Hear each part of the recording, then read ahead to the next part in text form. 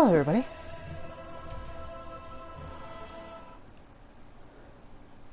Glad to see you're here.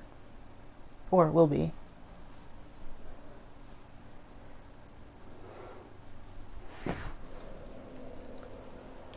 Let's finish messing with my... Well, you know, I kind of like this fashion. Alright. Well, let's go get some more fashion.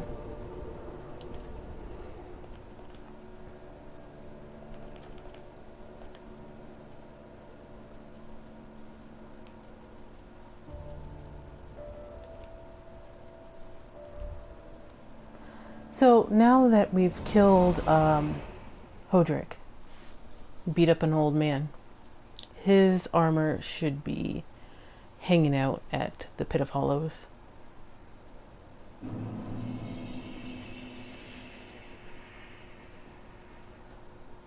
Now, where it's next to seems to be of some importance. Again, these dolls, or kind of grotesque babies, seem to be very similar, or like crude versions of what Ornifex was creating.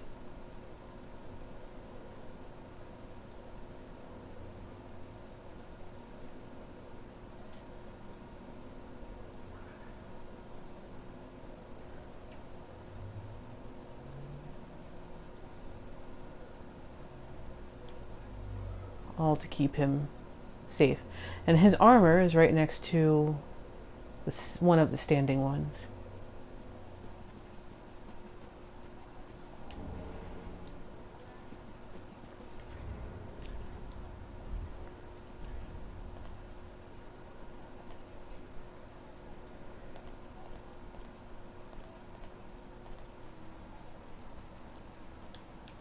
Helm of Hodrick, Holy Knight of the Sunless Realms. This light gold helm, named for its sunset hues, is now faded and wrapped in tainted rags. The sorry fool was known to wander the battlefield as a crazed ghoul, lashing out at friend and foe alike. This light gold armor, named for its sunset hues, is now faded and wrapped in tainted rags. Yeah. The rest of it basically says the same thing. It's good armor. I like this armor, as an aside. But I think I want to use the Xanthus Scholar stuff today. We have one more thing to go grab before we progress forward.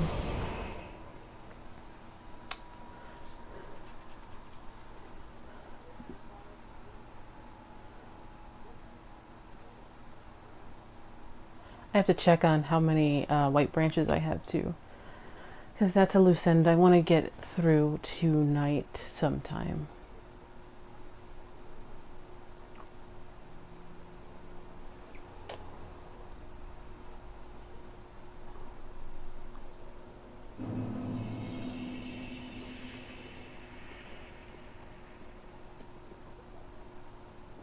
Of the special interest is the king be queen, but this statue looks a bit weird.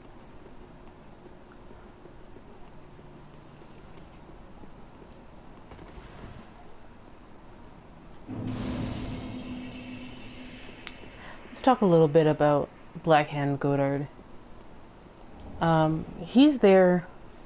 He's around in some of the parts of the game to basically watch you. He's the king's black hand, and which basically equates him to Secret Service.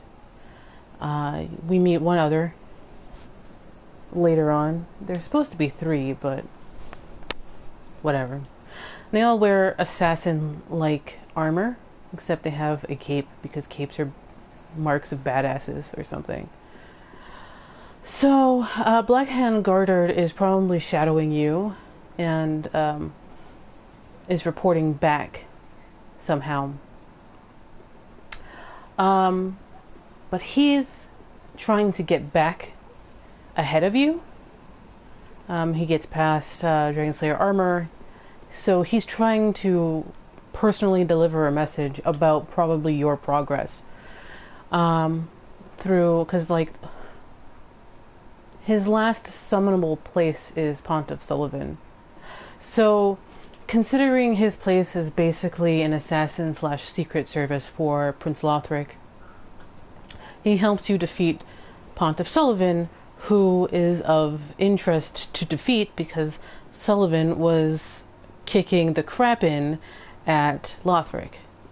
So, in my view, once you help defeat Pontiff Sullivan, he pieces out and is trying to get back to Prince Lothric so he can tell Prince Lothric and Lorian about what a badass you are, B, the biggest thorn in their side, Sullivan, is now dead. However,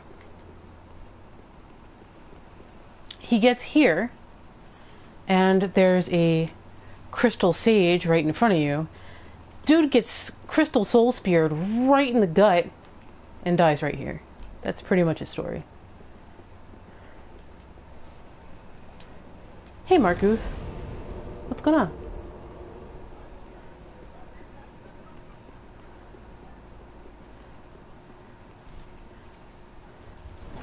And so you open up a door that got closed.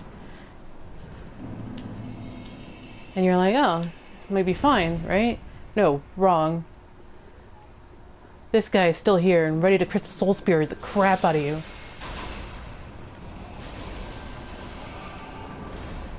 Jerk.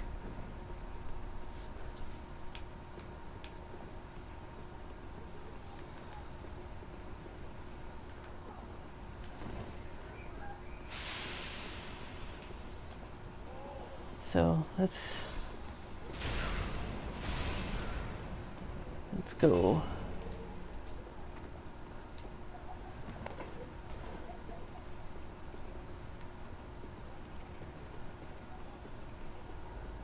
I like the archives.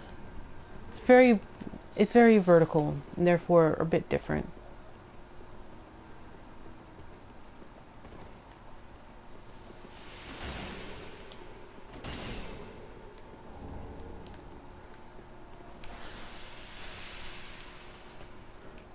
So, lots of treasures about.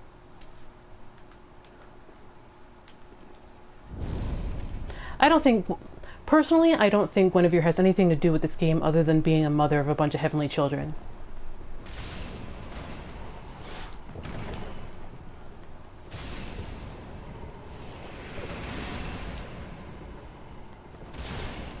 And I say that because one of the biggest running themes in especially Dark Souls 3 is the gods are dead. All of them. Every single one. They have nothing to do with the current time.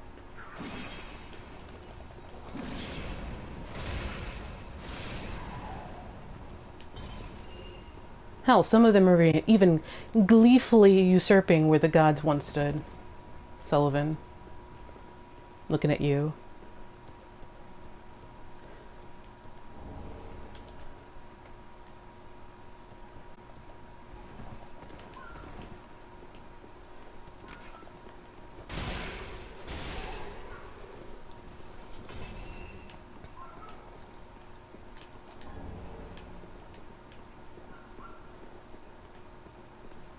Alright, the biggest thing I need to pick up is the chime that's behind over here.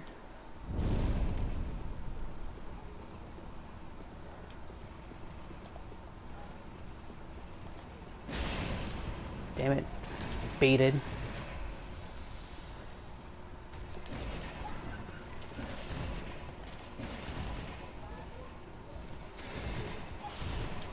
Alright, let's try this one more time.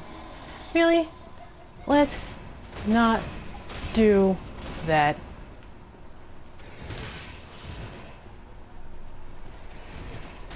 Who were you? What did you turn to, dude? Who? AI pathing. .mov. No. She was not queen.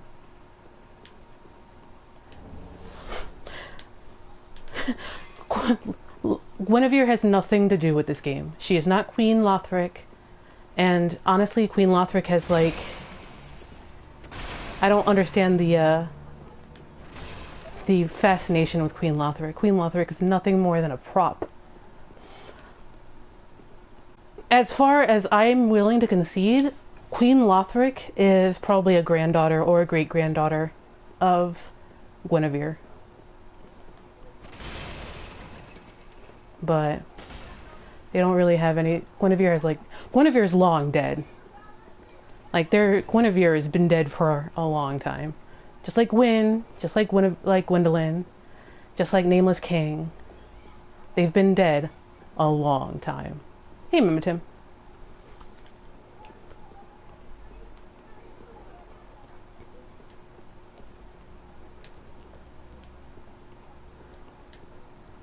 And only their memories remain. And memories die too.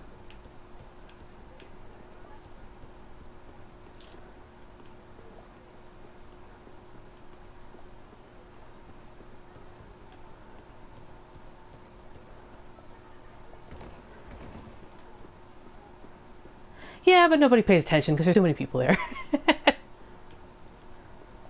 Bonfire time warping? As far... I think time doesn't really matter.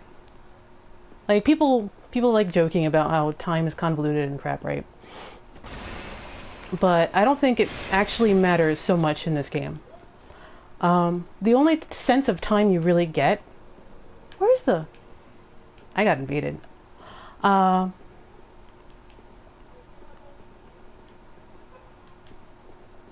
only time I think time makes entrance in Souls is the boss fight for Gale, because it clearly shows a progression of time. It suggests that the battle you have with Gale takes a long time.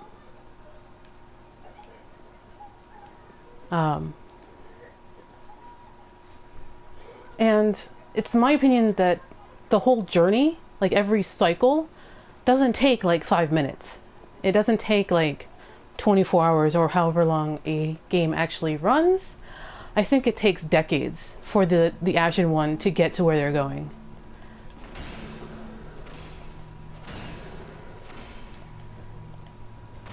Like, you're basically essentially immortal here, right? You're undead. You're not going to die anytime soon, which is both a blessing and a bane. But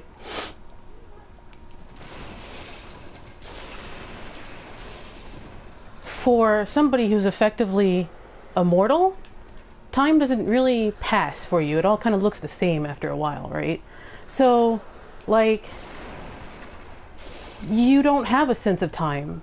Because think about when you're a kid and how long summer vacation seemed to last. Like, summer vacation seemed to last for frickin' ever. Hi. Where is it?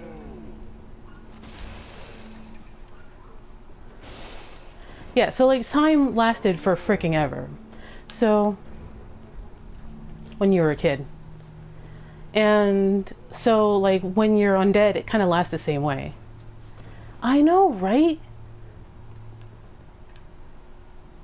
Yeah, definitely. Like I've been talking a lot about blue lately and how at least Dark Souls 3 has been color coding things in Souls a lot. I have to open the secret door. I love fighting Orphan Akos. Hey, Toby. All right. Sure.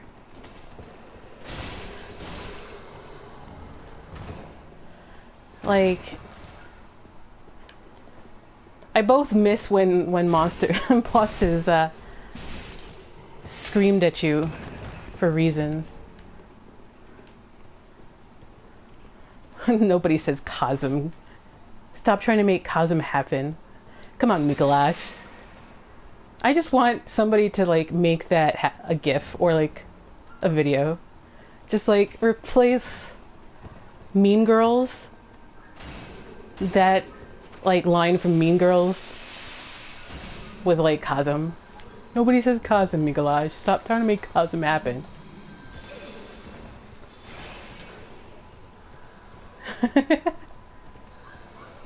I know my...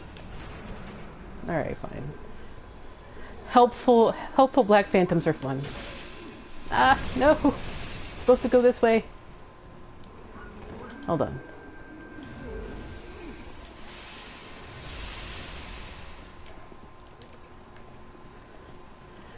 Like... Mean Girls is... Mean Girls is legitimately funny. It is a legitimately funny movie.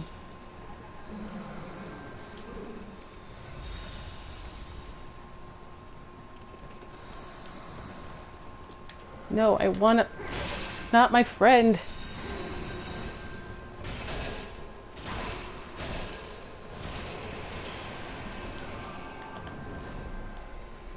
Ah. Jerk.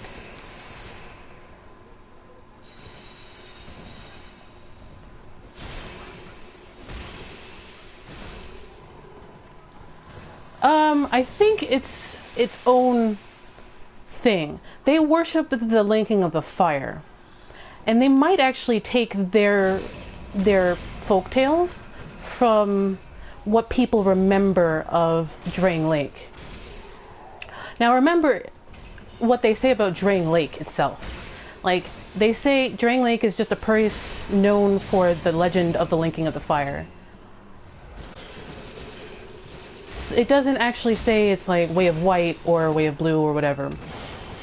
So I have to wonder if they took a modified version of what Drang Lake believed and what that legend actually says, and like attributed it to themselves. And I'm gonna get cursed in a second because I'm not really paying attention. I'm just having fun chatting with you guys. Dang it. Hold on.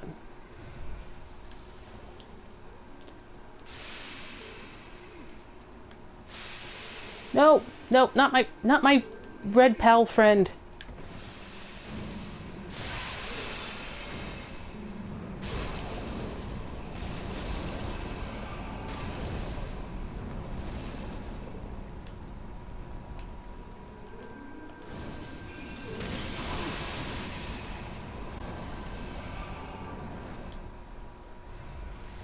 Yeah, like I wonder if and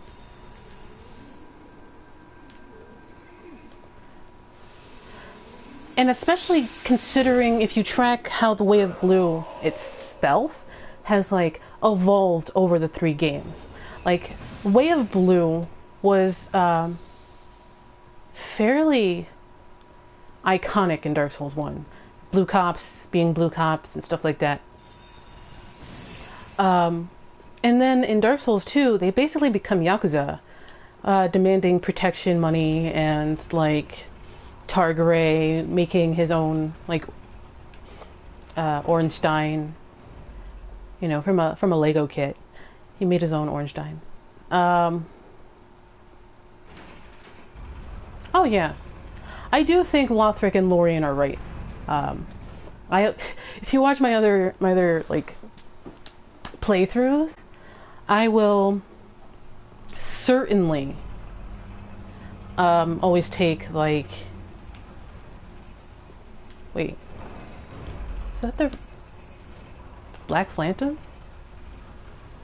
Yeah, I mean, we've been talking about the blue thing, Mark, for like a few streams, because there's a lot of things, especially for protection, that are light blue. Dark blue seems to be all about the abyss and stuff. I mean, well, the deep, more specifically. Did you want to fight or what?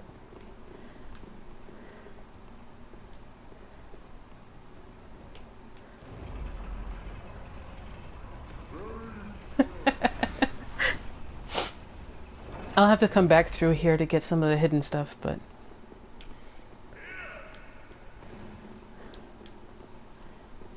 a lot of normal sorcery is blue. The crystal sage that's a boss has their sorcery tainted with humanity, which turns it purple.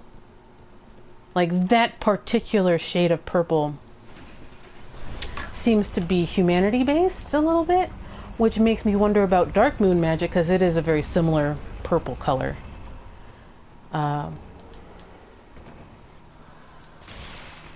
Mario! Alright. I just dunked my head in.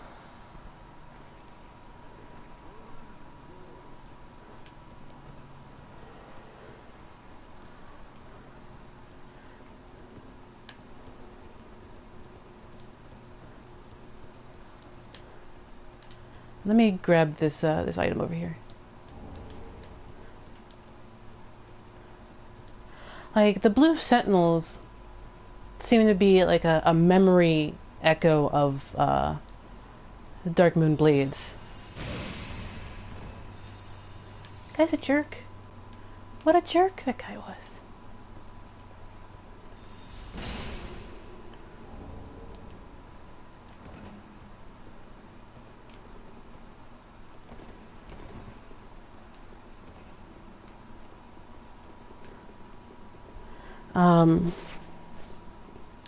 Especially with how Dark Souls treats memory and history as something never to trust. Like, memory and history are just never things to trust in Souls, because like no one's unbiased when they're writing their history, and then history fades far quicker than fire does, and then all you have left is memory, and memory is more like playing a game of telephone. People get things wrong, and they forget special things and stuff like that. I think that's one of the big issues with that Dark Souls 2 raises in the lore, is that so many things in Dark Souls 2 is a recreation or an imitation or all of this stuff. So I think that's a big... No, not my Black Phantom friend.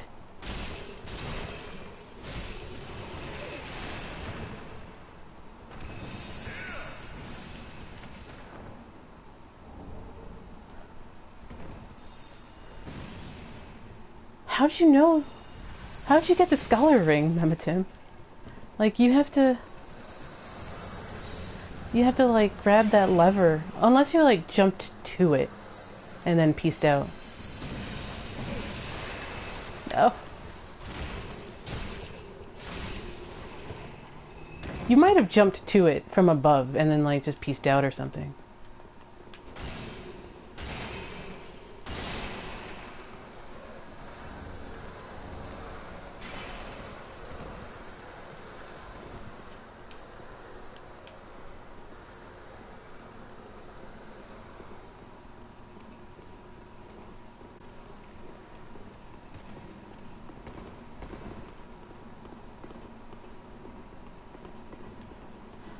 Yeah,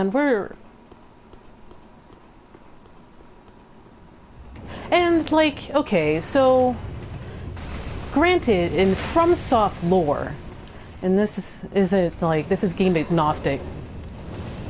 FromSoft lore, magic is crystals, because in Kingsfield, you always picked up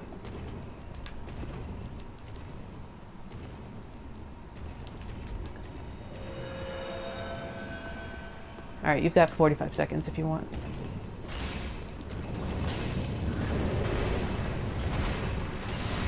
Alright. So, in Kingsfield, all of the magic stuff that you pick up comes out of crystals.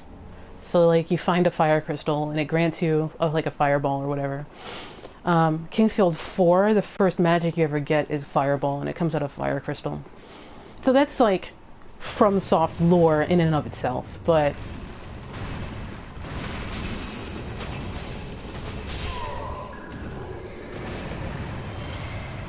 Sorry, dude. Did I, like, hit you or something? I don't know.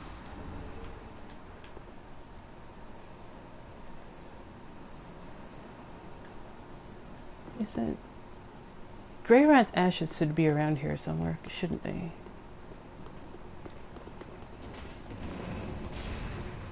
Oh, sticky white stuff? You mean, badly translated, magic pine resin?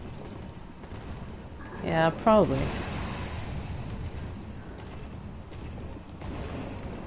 Let me just rush to the next shortcut and then clean up some loose ends.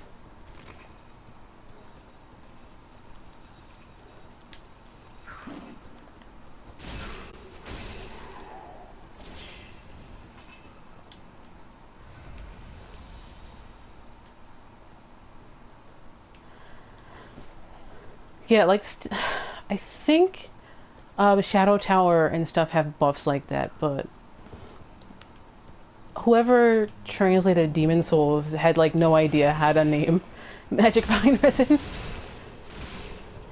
They're like, yeah, it's sticky white stuff, I guess.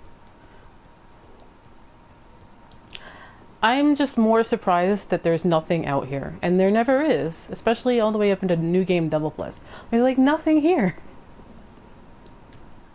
I don't understand, game. Cut content? Oh, that was you. Sorry, Toby.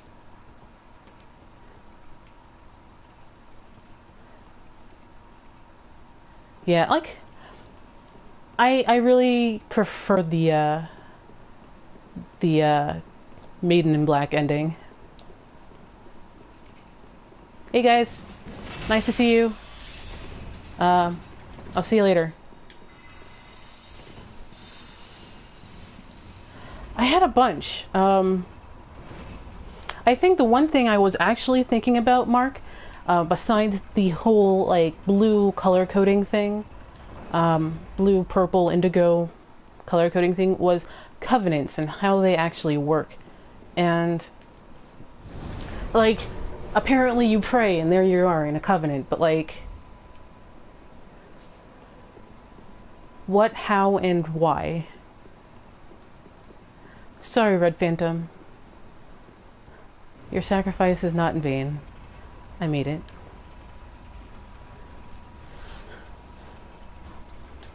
Like, covenants seem to be super interesting for me. Like, besides what they become later,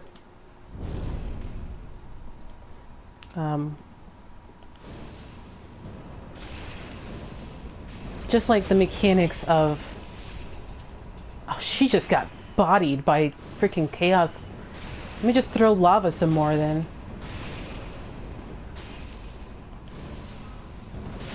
This should be Kemui. That's Kemui.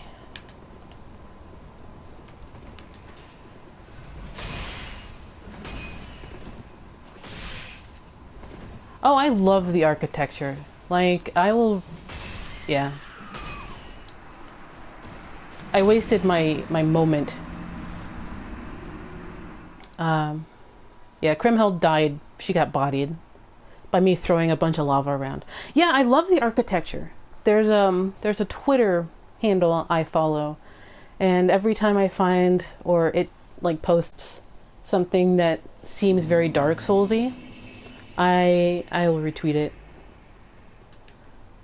They do a lot of the tweeting of the Anorlando Castle, which is in France. Yeah, Krimhild, I think, was supposed to be the Firekeeper for Gundyr. I have a feeling that she's supposed to be Gundyr's Firekeeper, and then she got turned or became part of Lothric's Secret Service, because she's the only other NPC who wears Firekeeper robes at all, ever. Just throw some lava around.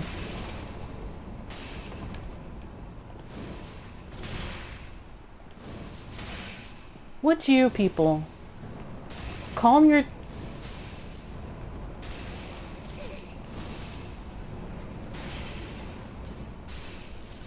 You know, when you stand on lava, you probably should make it a point of not standing in lava.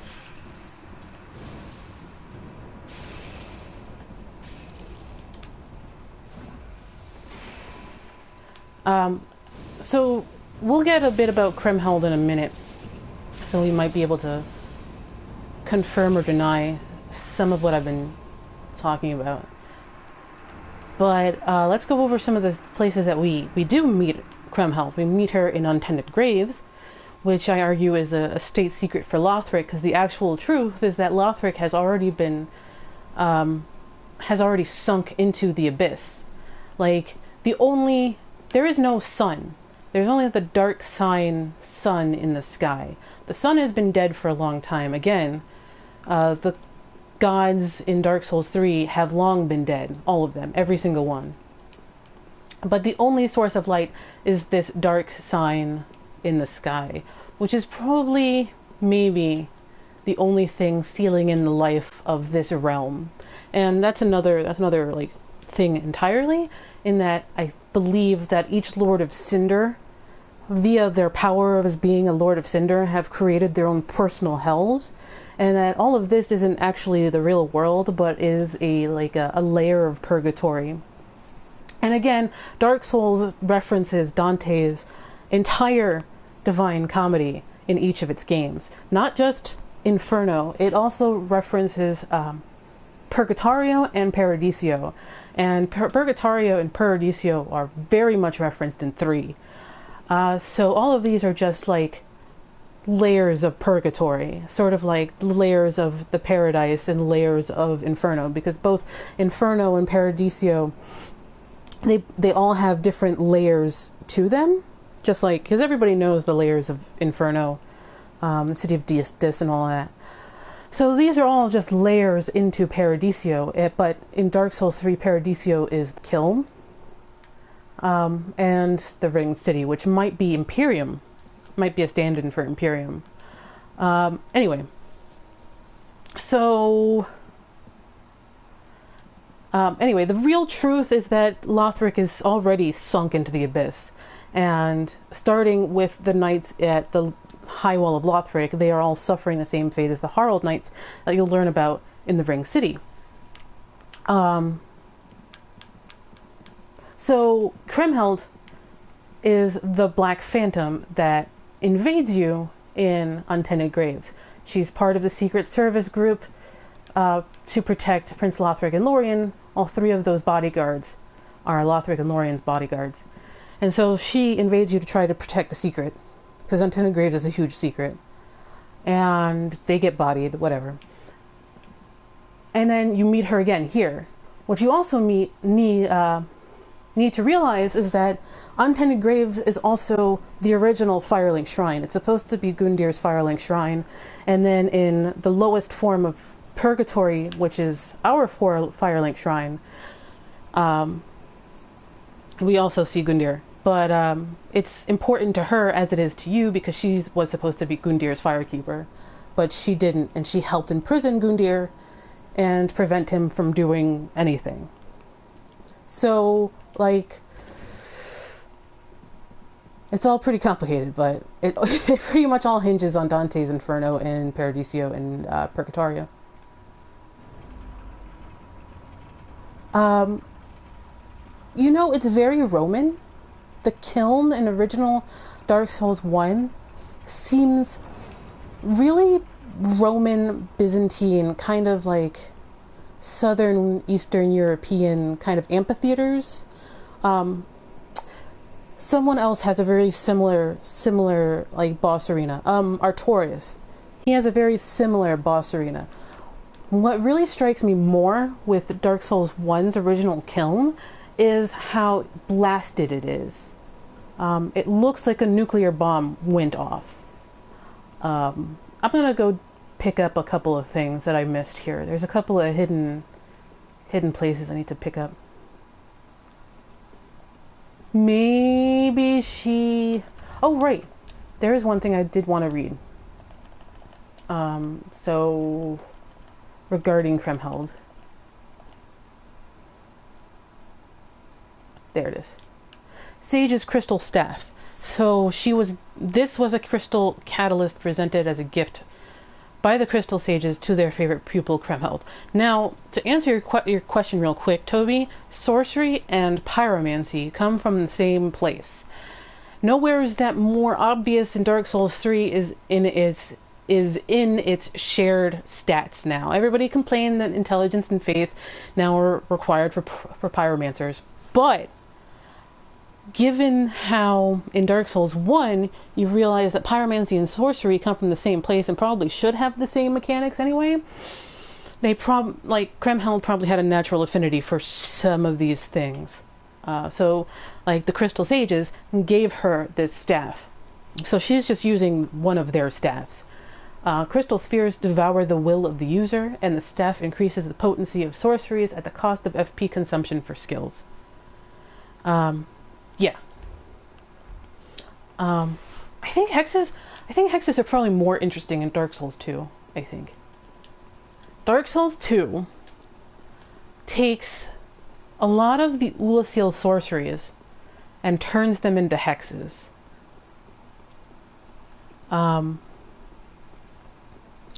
Like Dark Souls 2's hexes, some of them are Ulasil sorceries.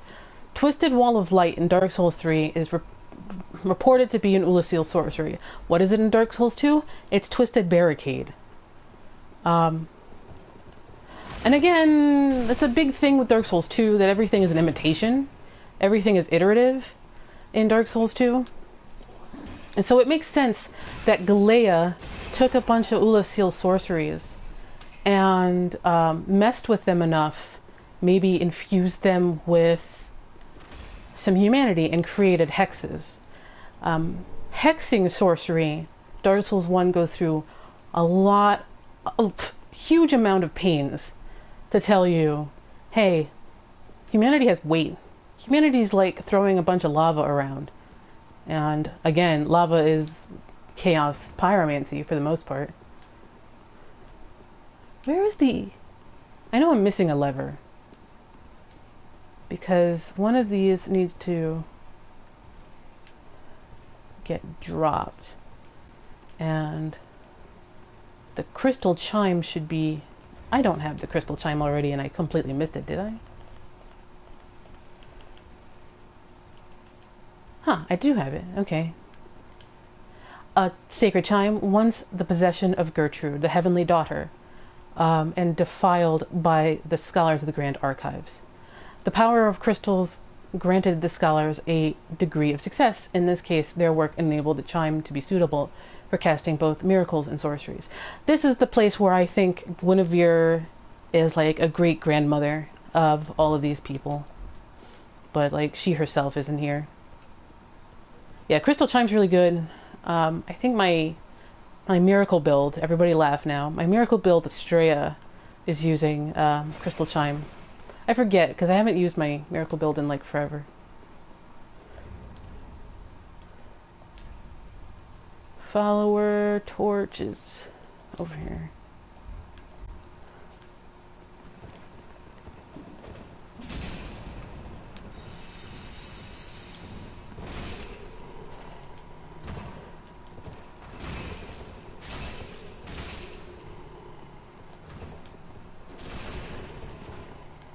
That's counter damage for you right there.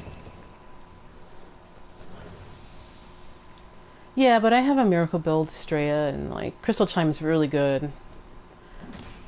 Yorshka Chime is actually really good too, if you decide to kill Yorshka.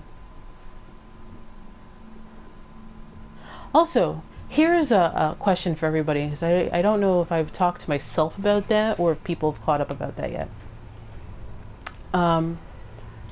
Yorshka's Chime, mechanically, what does it do? It removes your focus points. It removes your willingness to fight, essentially. There's power within. Basically what it does is what Welliger and everybody else said about Nashandra, Elena, Alsana, and who's the other one? Elena, Alsana, Nadalia, Nashandra. So Pacify does exactly the same thing they said they did. Excuse me. One second.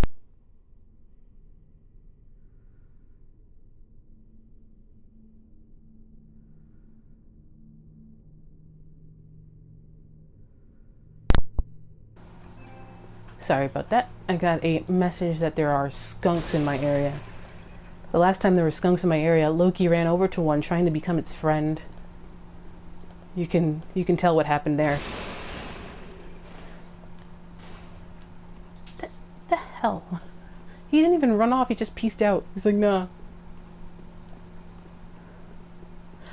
So we picked up Witch's Locks and Power Within. So let me get somewhere somewhat safe and read those, because those are things we should read right away.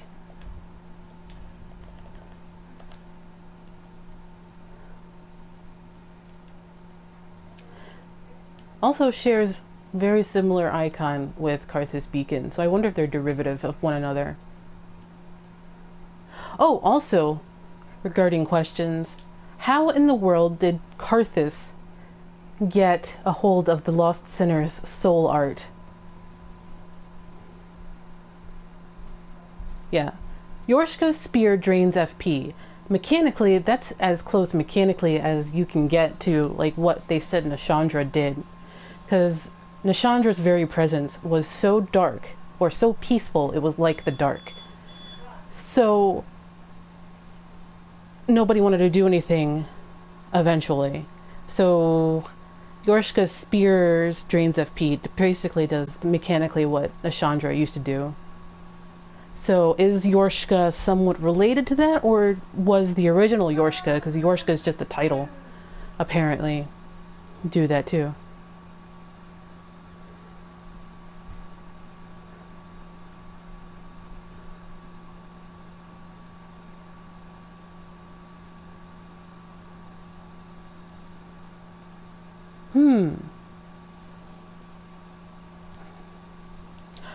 Caitha, oh, Power Within. Forbidden pyromancy amongst those who internalize flame. Basically, you take it in yourself and your flame gives you power, but it also consumes you. Temporarily boosts attack, but gradually lose HP. A pyromancer fears the flame, however, this fear subsides once it is accepted as a substitute for strength. I gotta throw these in the box.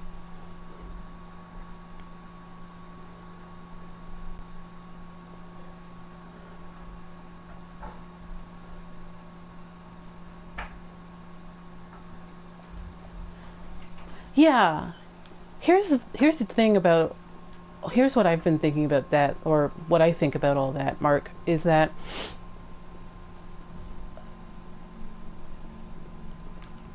the Grand Archive seems to be new. Like, this seems to all be very new. I gotta get up for a second. Jerks.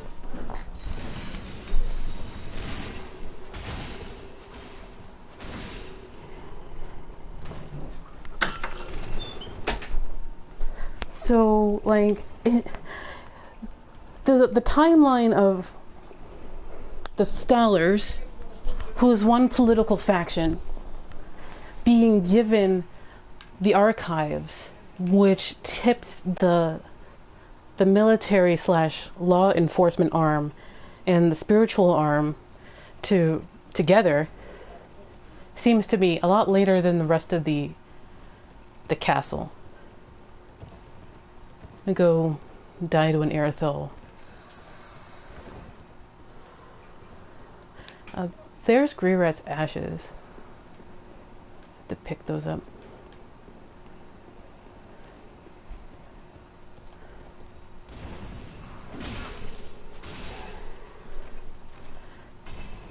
Because if you look at the timeline of the politics timeline, like, the Viziers, which are the scholars, were given the archives where they discovered the twisted worship of Seath. And then the knights and the high priestesses were forced together because, you know, these guys were going nuts over here and reclusive. So it's like, it feels like this place especially was kind of new. See ya, Toby.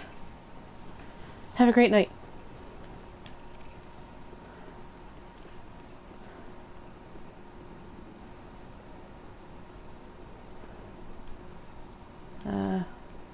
Best way is through there, I guess.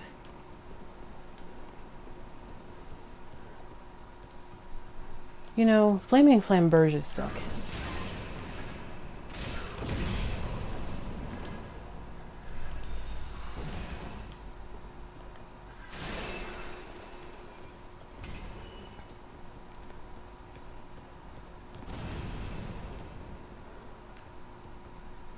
Like, Yorshka doesn't know who she is, but she's apparently taken a place with the Sisters of Manus. You know, that guy's really, really annoying.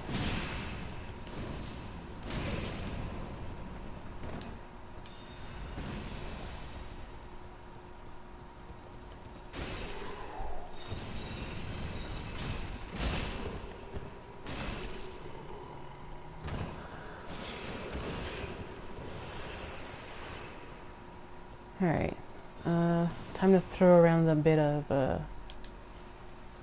lava.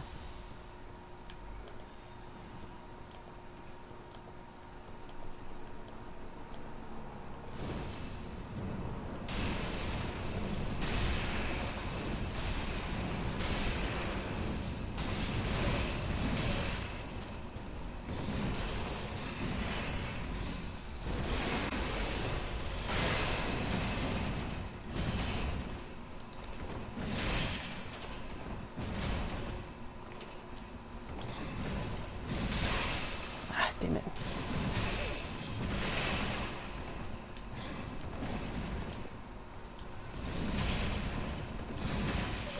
Damn it.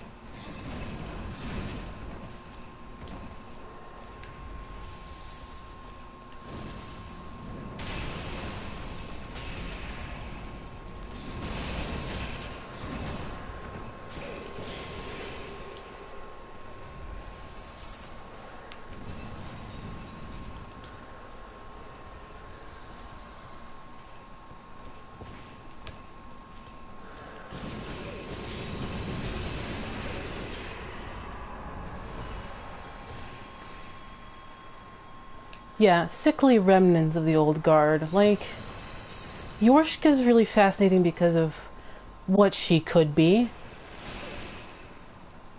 And the connections between her and the original Painted World and Gwyndolin, considering Gwyndolin, like, a memory of Gwyndolin inspires the miracle Aldrich has in his soul. Like, what exactly was Gwyndolyn's relationship with the Painted World? So, I don't know. Maybe Gwyndolin went in there and played cards with Priscilla every once in a while. Because they were both pretty lonely, considering.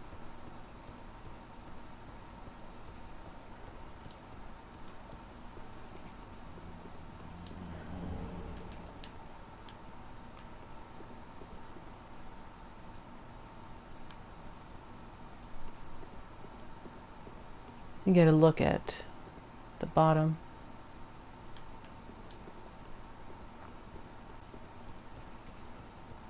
A tarnished past. We'll never know the past for sure. Because history dies just like the flame does. There's a couple of things I know is still down here. Should probably go back down.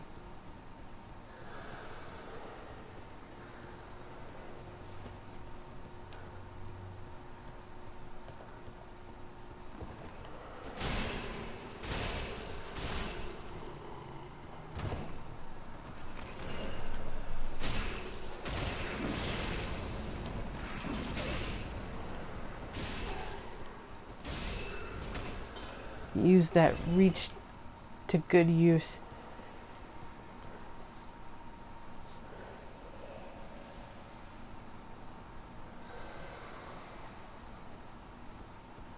Yeah, I wonder if anybody's taken apart the model yet to see.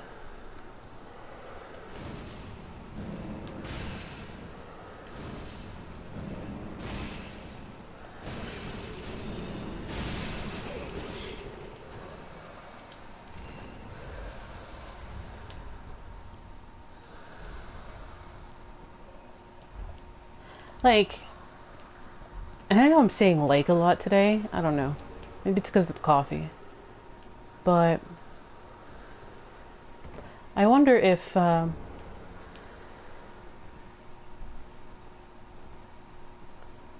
was it that I thought I wonder?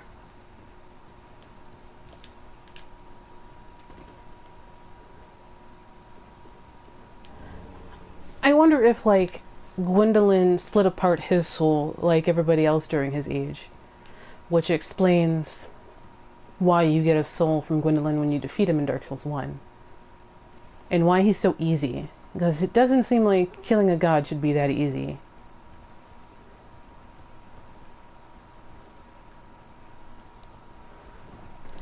Like, throwing around your soul and splitting your soul apart was pretty standard practice for the gods. Although that whole thing probably messed up Gwyn and probably paved the way for Gwyn's hollowing eventually.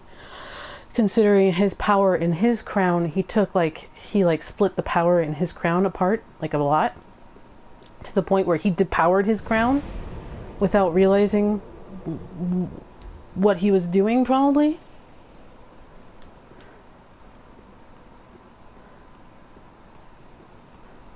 Yeah, I would suggest there's like some sympathy. And she was pretty innocent, and he probably found her, and he's like, okay, you're just my sister now. I'm just gonna adopt you. I feel bad for Gwyndolin. Gwyndolin is a guy who was trying his best in circumstances he didn't quite like, but what can you do?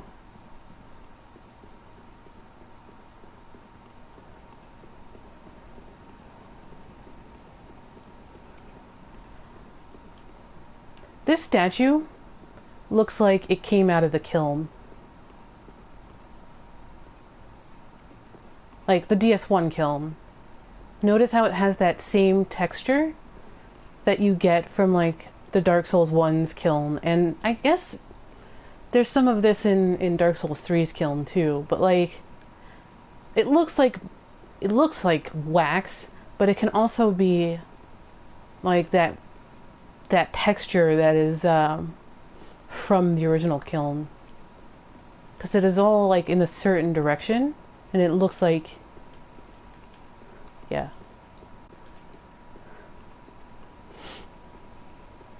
I have to get Greirat's ashes, which is why I'm still messing around down here.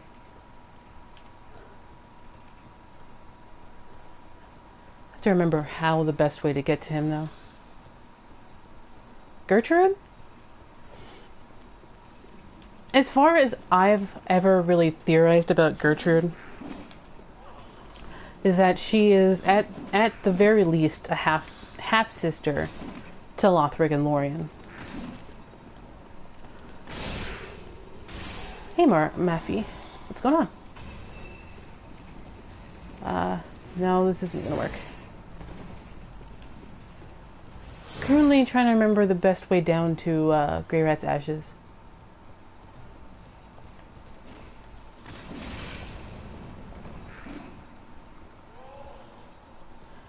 Well, we're just kind of chilling and talking about lore.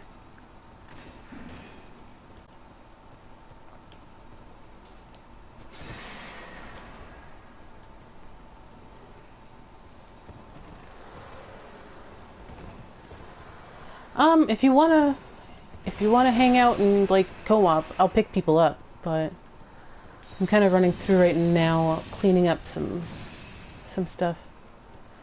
Gargoyle. Yeah. To go back outside, I guess.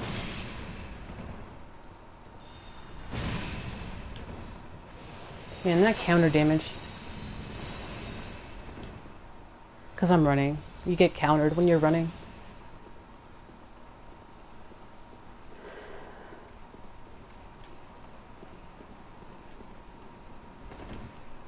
There's also a hollow gem over here and a bunch of Corvians.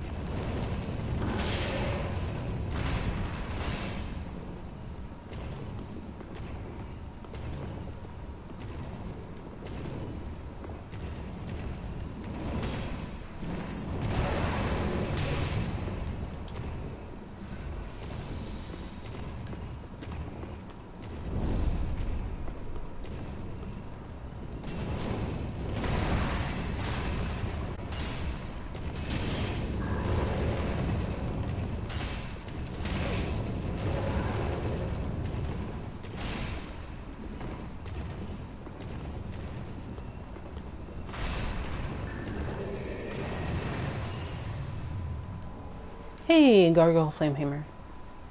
How about that?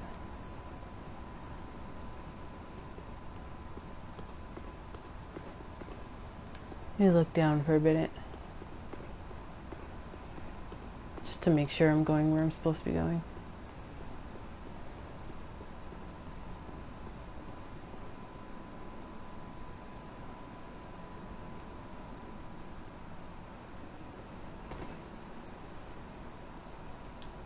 I hate this jump. This jump.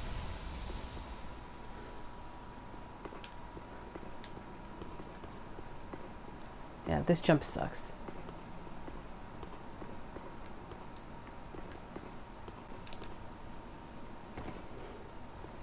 I always butt clench whenever I get that. Yeah, what's the story the Corvians could be telling in Lothric Castle? Because they have their own culture and stuff. They have their own tribes, and storytellers, of course, are miracle casters for humans, and in Corvians they're called storytellers too, which must have some meaning.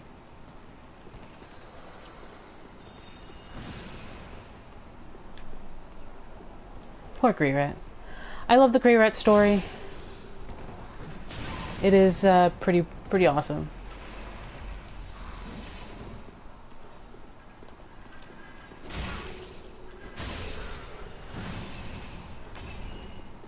Yeah, failure of the Lothric royalty, probably, because there's a whole lot of Corvians in the Untented Graves, so they must know, beyond a shadow of doubt, what's actually going on here.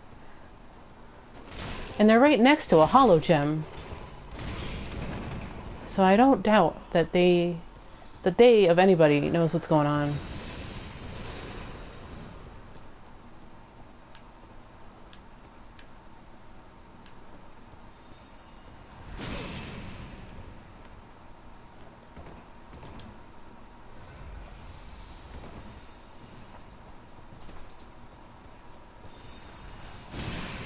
Ow.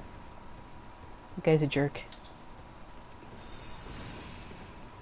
Like, Lothric doesn't seem to be very interested in ruling anymore, now that he's seen that there's no point. Fools on the outside.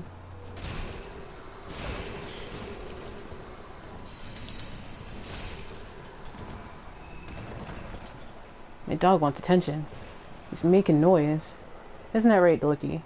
If you've never seen my dog, Loki has his own command. Like, given how tattered everything is, this place has been around for a while. Also, here's your coming attractions for later. You can see Gertrude from down here. So that's her cage. And there's a man grub whose existence here is baffling. You know, I was watching back the times, like the videos that I released today, and it hit me that the final desperation move of the old Demon King is probably sending out the soul of the Demon Prince, releasing it from his body, which depowered him because he knew he was about to die. So I think what the old Demon King is actually doing when he does that move is he's releasing that soul, and then you find it again in the Rubbish Heap. This guy's existence here is baffling. There's Gertrude's cage and platforming in Souls game.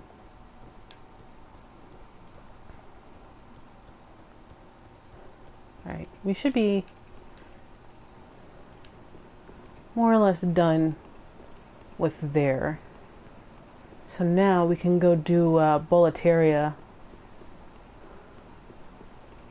I mean, what?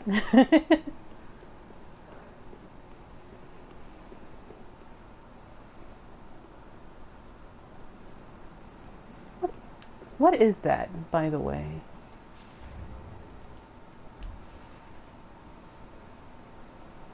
Looks kind of odd or untexturized. Loki, what are you doing? You just flopped over. Now you're on your side.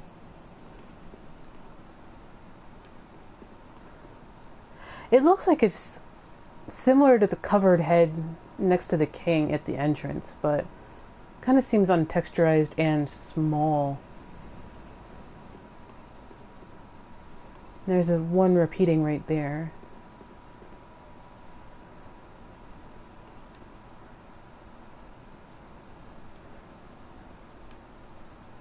Huh.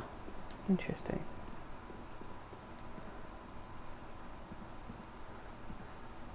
So, one quick mention is, if they got this statue from the kiln, it's probably from when Lothric linked the fire the first time. Oh, yeah, that's it. Are there any archdeacons missing? Like, there was McConnell, which is accounted for. He's in Anor Londo. There's the one you kill with the archdeacons of the deacons of the deep. Is that the third one? Or is the third one the guy you find in Irithyll by the sewers?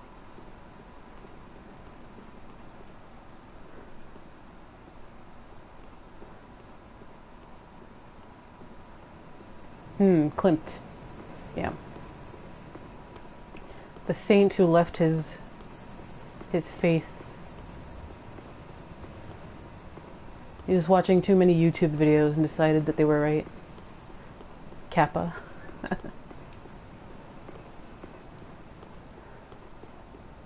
used to be able to jump over that.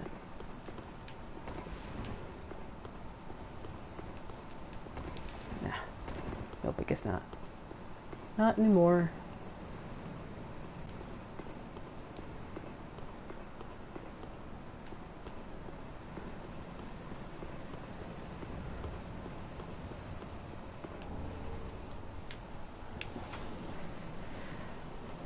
So pretty. So desolate. So fake.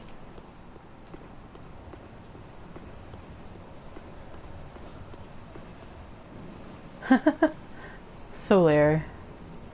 I thought Solaire was supposed to be the sandworm, I mean.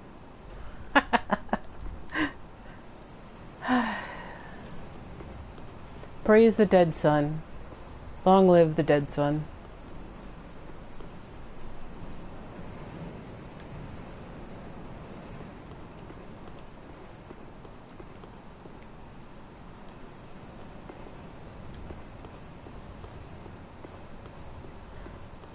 Mark, is this still, Prague-inspired architecture, or is this something else?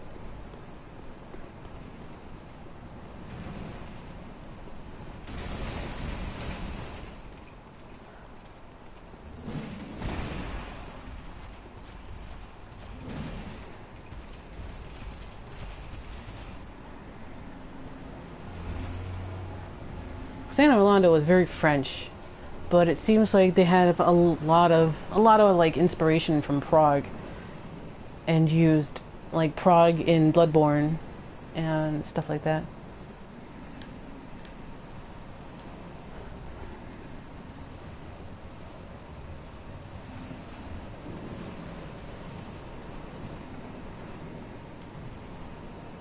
Oh! Since you know a lot about the architecture and stuff, one thing that was driving me nuts about the architecture, because it felt really similar or familiar, was the architecture of the Ringed City. Do you want to, like, type a little bit about that, or... In New Game Double Plus, there's a ring right here. It's annoying.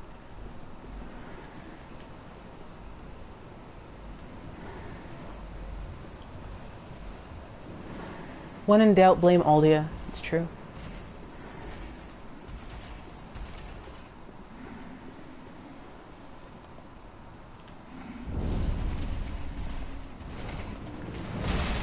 Oof. I couldn't even move there. It bodied me. Yeah, I was thinking Turkish. Like, the Ring City just felt really familiar. And I was like, on Google image search, trying to figure out why it felt familiar to me.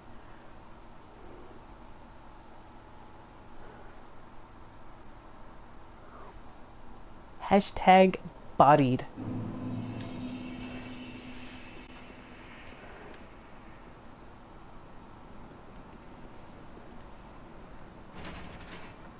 There's a big French building that Anne Orlando was based on. It's like a huge French castle that Anne Orlando was just flagrantly copied to.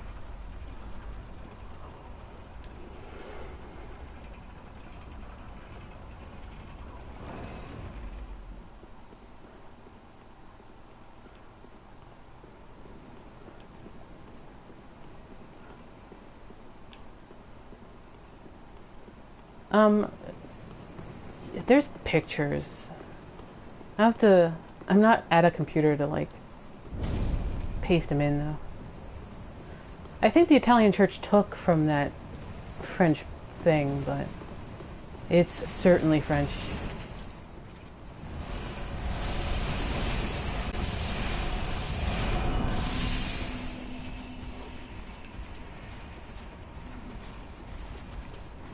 Oh, I have no doubt.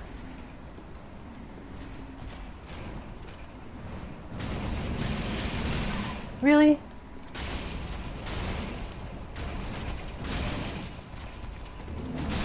Damn it.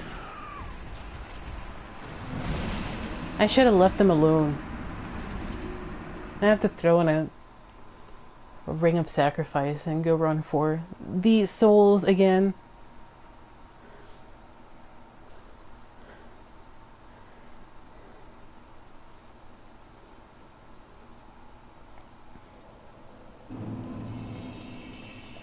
Yeah, I thought they mentioned something about that in the design works, especially for Anne Orlando. Like, they don't really talk about it anymore, but Design Works 3 doesn't even have an interview. They're like, we're busy, go away.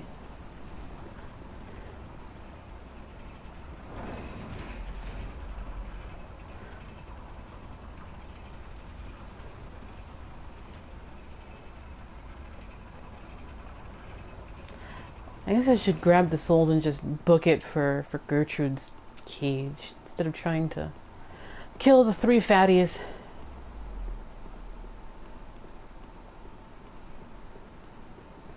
It's not like I need another Titanite slab.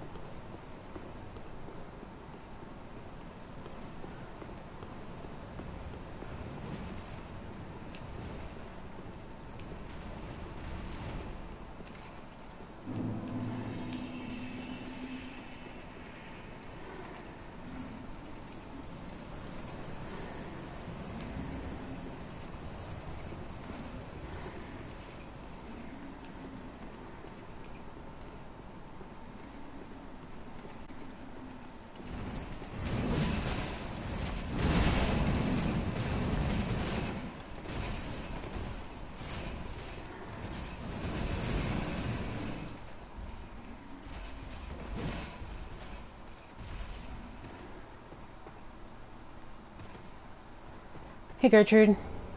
See ya.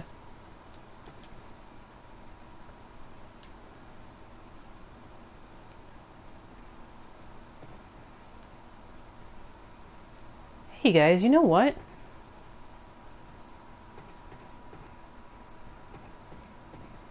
Does the array of feathers look like a bird to you?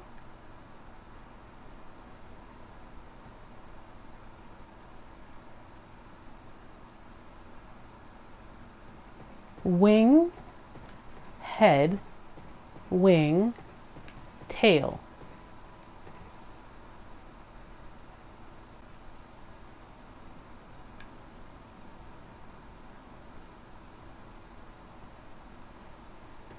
Velka! Velka, you have some splaining to do. Just cue the Lucy wine.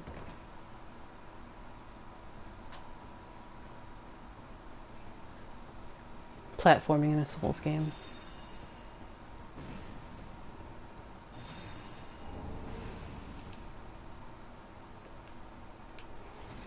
And granted, there's no Sage Ring up here. Not until New Game Plus. You don't have to be up here anymore.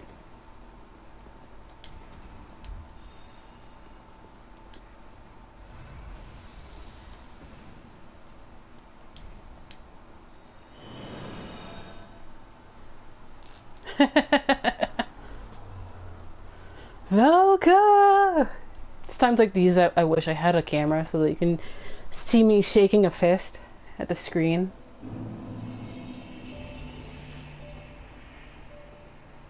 Welcome home, speak. Very well. Then take a moment.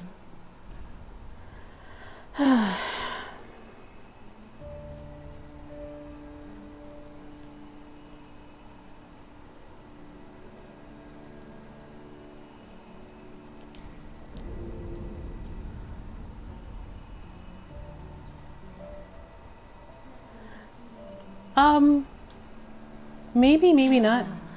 I mean, this isn't the first game that includes angels. I mean, there's Dark Lurker in Dark Souls 1.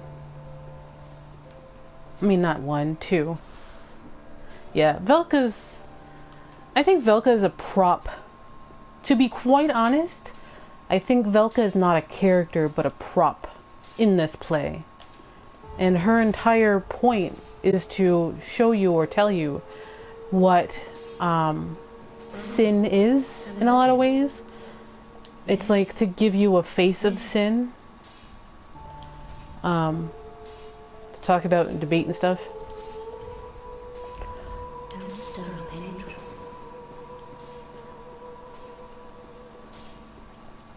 But she's not like a character unto herself. She's like a prop to help you understand sin. Be careful.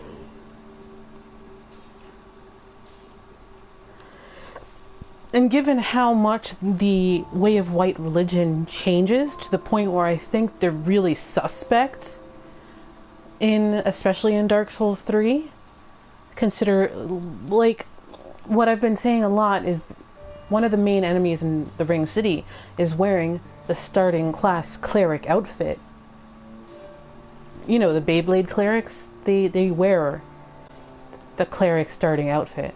And it's very interesting how much the Way of White has twisted about. I no longer need that on. Alright. So one thing we did pick up that I need to read right away is the following. This is Greirat's ashes. He holds nothing. Umbral ash of Greirat of the Undead settlement. With this, the shrine handmaid will prepare new items. Greirat was a thief who fancied himself a martyr for the poor, which is what drove him to climb the wall. Secret scroll of the Grand Archives of Lothric. Give to a sorcerer to learn crystal sorceries. These sorceries are the work of the pale drake Caitha the Scaleless, whom Lookin is said to have met, a branch of sorcery that has been carried on by the crystal sages.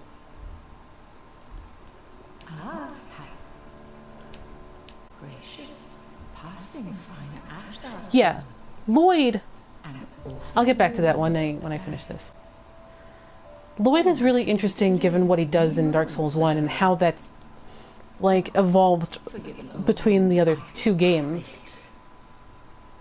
I'm sure an ashen one such as thee would never indulge such base contrivances. Who, me? Nah.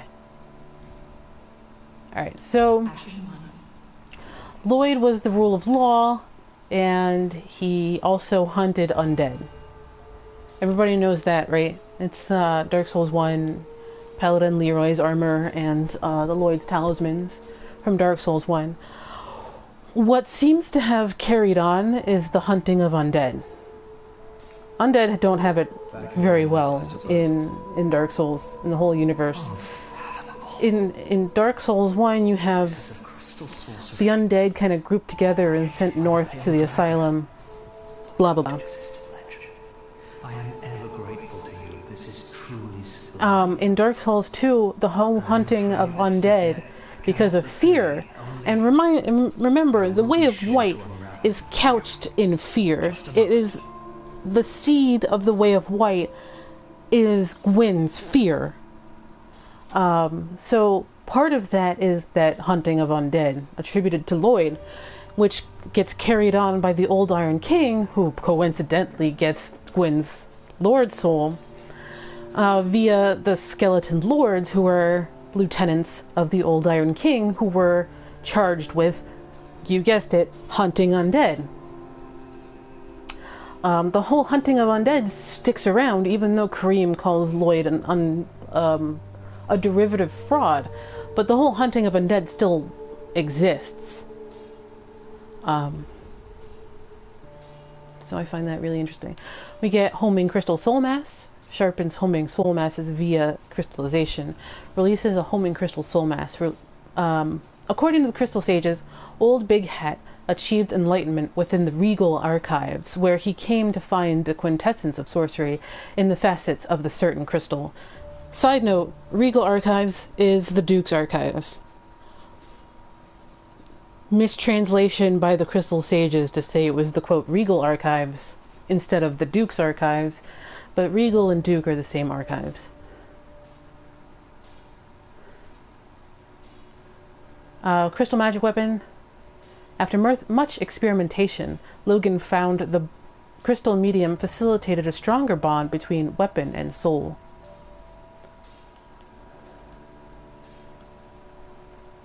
Crystal Soul Spear further sharpens Soul Spear via crystallization.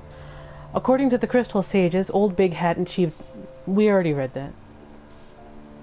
But yeah, this was a hex in Dark Souls 2. Specifically. This was blue in Dark Souls 2, so it probably wasn't the same cast light. So was Repair.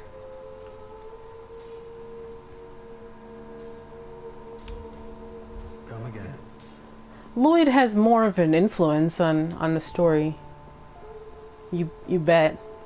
But I think maybe Lloyd, considering, and I'm saying that too much today too, think about how much gods and goddesses morph in all sorts of religions. Like they take on one facet, they don't take on another, and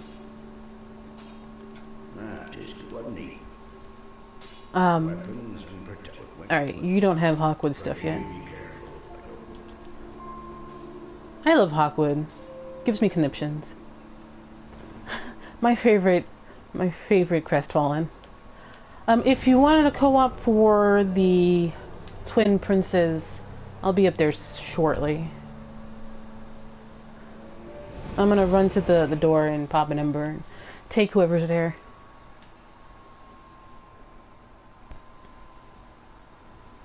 But yeah, Lloyd has more of an influence on the direct story concerning herself than maybe even Velka, because you can go through an entire cycle without having to deal with Velka at all. I mean, I did here because I wanted a specific armor set without pissing off Yuria, but Makamote.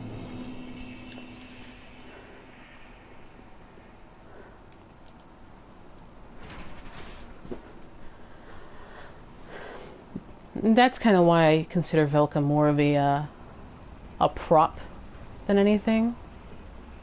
Hell, Filianor has more to do with the story directly than any of the other ones, which is funny and fits in quite nicely.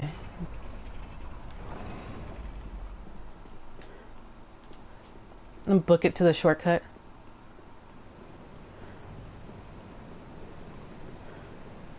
The weird transitional zone shortcut.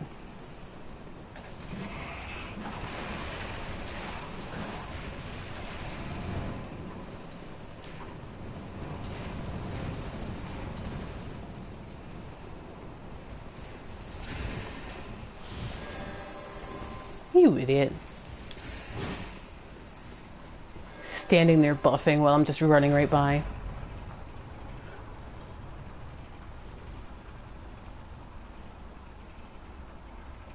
Yeah. Fear. It's why I say fear is actually the first sin.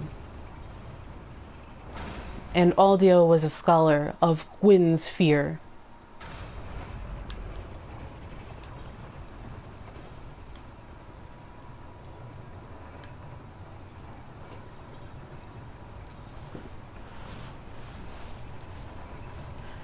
Fear, and like Dark Souls itself is a meditation on fear of the unknown and greed to want to maintain the status quo.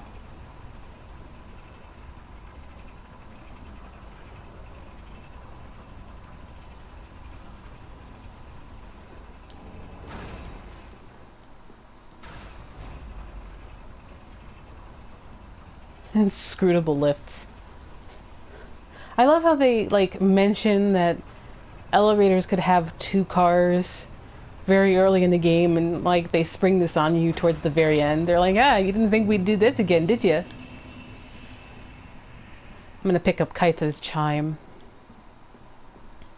And then bemoan the fact that there's no hexes of any real note in Dark Souls 3. Switch to the cat ring.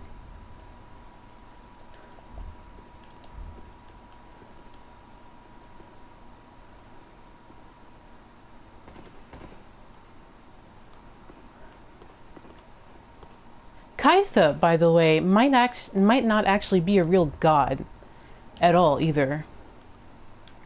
Consider, like, talking about where she came from and how much that game was like, everything's kind of an imitation of other things, and Caitha in particular is considered possibly, potentially, a demon and not a goddess, like at all. And how caressing tears in Dark Souls 3 is somehow attributed to Caitha when its original miracle wasn't attributed to her at all. And that miracle is like, oh, this was just kind of a recreation. Yeah, probably. Tanemura also worked in Kingsfield, which is like, we love magic all the time. And like I always kind of say, Dark Souls 2 is more a Kingsfield game than the other two Dark Souls games, which lean more towards Shadow Tower and Eternal Ring. If you want me to talk about FromSoft lore in and of itself, I'll definitely do that. From what I know from like watching other people play the old games, considering I missed them when I was a kid. Anyway, Caitha's Chime, sacred chime blessed by Caitha, goddess of tears, rare even amongst Karim clerics. So somehow Karim clerics picked up on Caitha's Chime, and Karim probably made Caitha a legitimate goddess, even though she's a derivative fraud, which is ironic considering Lloyd.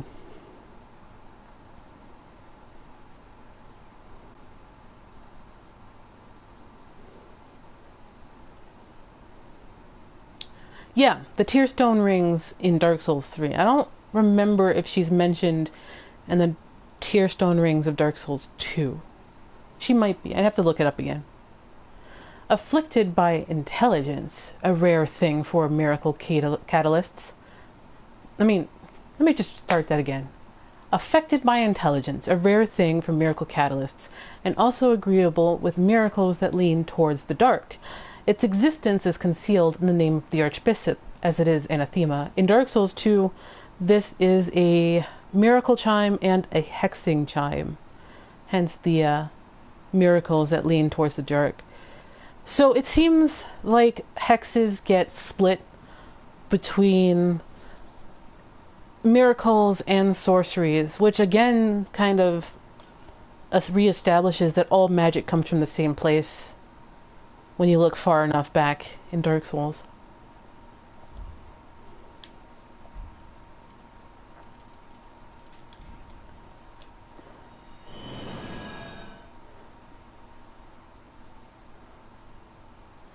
The reason I do that is I don't want to really fight the two red-eyed knights below my feet. Fight smarter, not harder.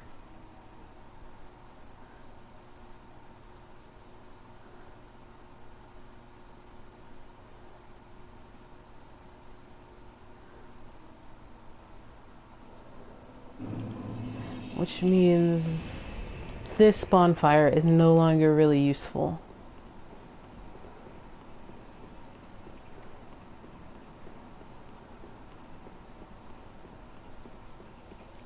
This one, however, is.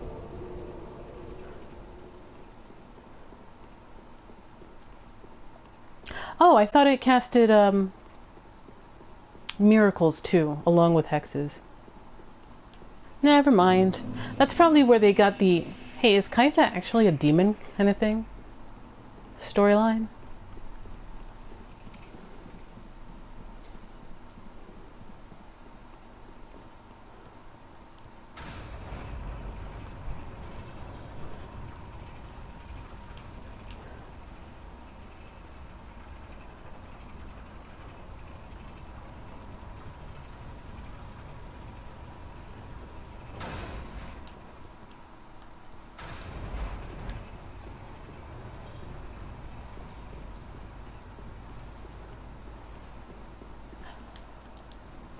This store has a very similar version in New York City, except the people represent the 3 pillars of rule of Lothric.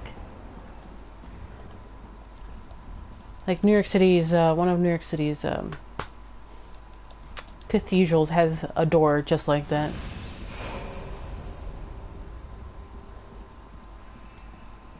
So Cirrus is here. This is her last summonable area. I don't know if anybody wants to come.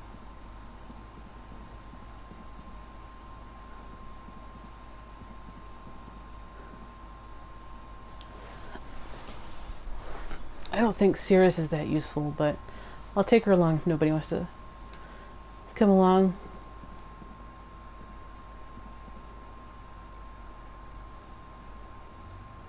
So much like Rosaria,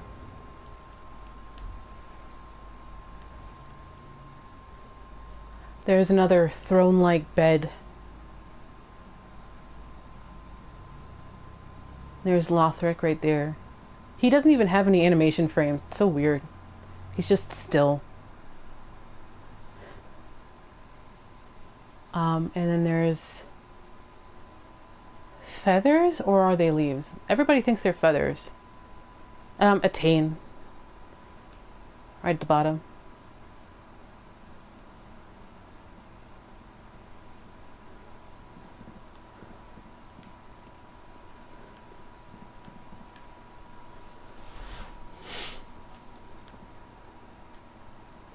Man, after this, then I'm gonna have to go fight Friede. My nose wrinkles at that. Loki, what are you doing? What are you doing?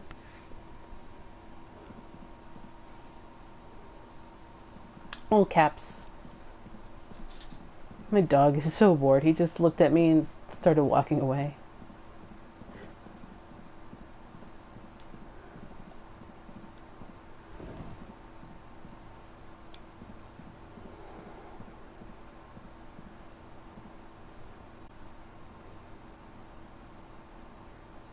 Oh, One thing I think I pointed out yesterday, but I wasn't sure how many people were around to actually hear me say that.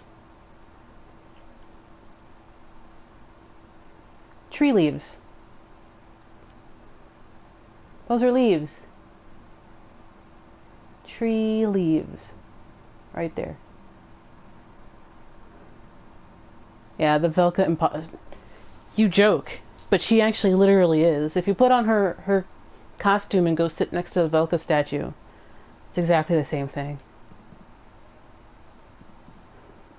Trees. Trees.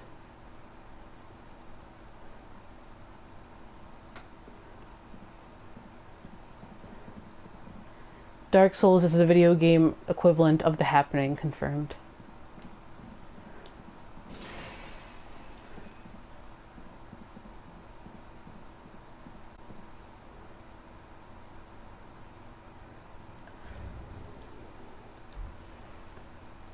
Let's talk about this right here.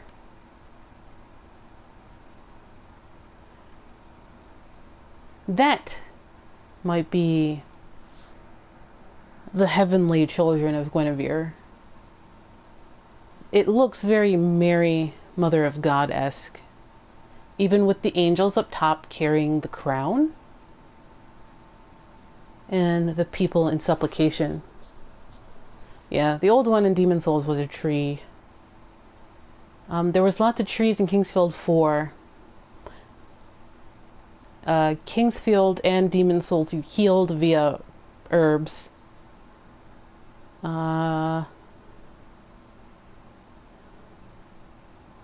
in Kingsfield you also healed via holy water too, which is referenced hardcore in Dark Souls 2 in the holy water that Targaray sells. It's like, it's from Mira. Mira used to be spiritual, and there used to be a big fountain, and then it fell to war. It basically insinuates Mira is the place that you hung out in Kingsfield 4. With the proto Dark Souls 3 Firekeeper. Aeneid Vigil is her name.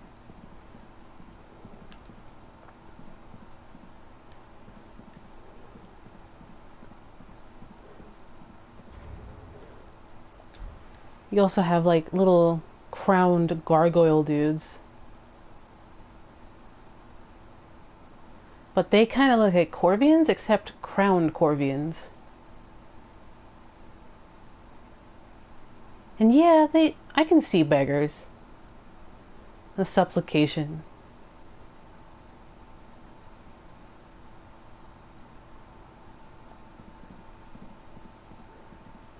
You also have more beheaded knights. And more of these guys.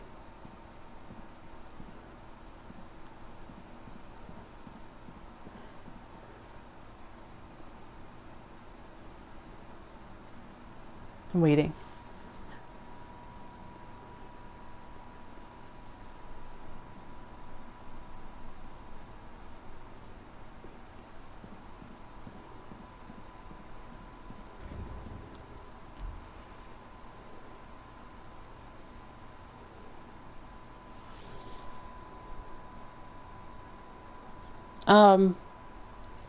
The DS2 version, the face is a skull in the Undead Crypt. I think I know what you're talking about. This figure is in the Undead Crypt in Dark Souls 2, but the face is a skull. Which bonfire? Yeah. That's the one I was thinking about in the Undead Crypt. Because you can look real close up to her, and like the face is death in and of itself. But like I don't think there's actually a face on this one. Let me get closer. Right, Cardinal Tower. Yeah, there's no face texture on it.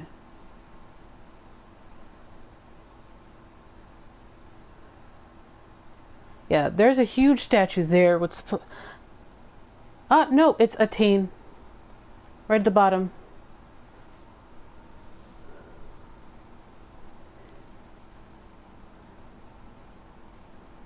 ETAIN is the password. Capital letters. Loki just has his own command.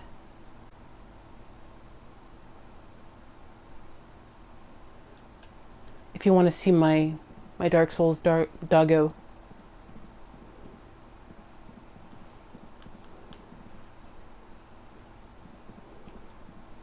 The PlayStation commands down there.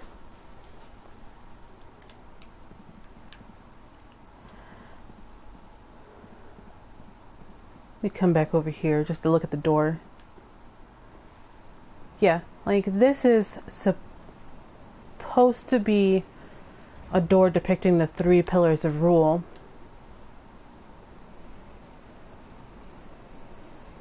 This is a scholar before they got their heads waxed. Attain is the Celtic wife that Midir was macking on in his story. Midir in Irish mythology was a guy who was married to a woman, and then his mistress was Attain, and his wife found out and turned Attain into a butterfly, and that butterfly got accidentally swallowed by a woman who then gave birth to Attain, now a human. She was a fairy before. So now human Attain got married to some king, and then Midir finds her, and she has no idea who he was, and he starts macking on her, and he pisses off her new husband, and he turns her and her daughter and a bunch of ladies into swans, and he has the king choose which one was his wife. He ends up choosing his daughter instead.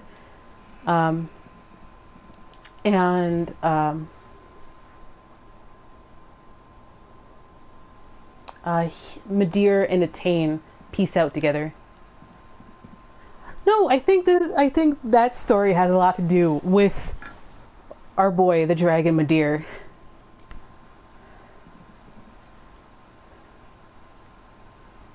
But her name was Attain. I'm probably pronouncing that wrong because it's like Celtic and yeah, but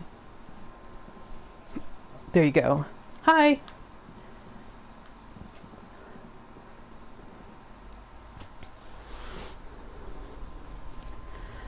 Oh dear.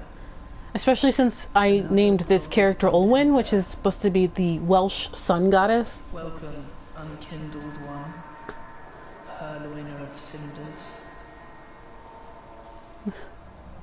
Mind you, the mantle of Lord interests me none. The fire-linking curse, the legacy of... A subversion of the Loki and lore myth, probably. Considering Lothric and Lorian's relationship and the tragedy that kind of unfolded for it. Because Lorian is a tragedy, and Lothric considers himself to blame.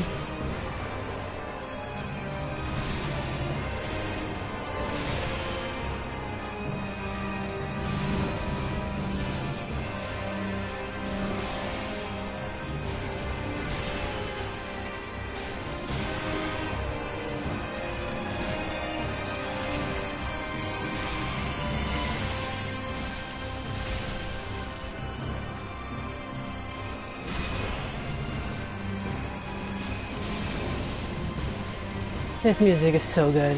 It is my favorite boss theme in Dark Souls 3. Especially for Caitha Murayuka's solo in the middle.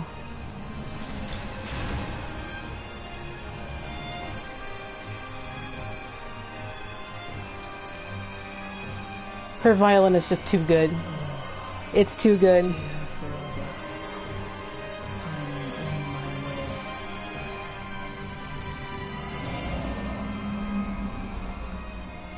Yeah, I bet Lorian would have been a beast. The sword of Lothric's prince.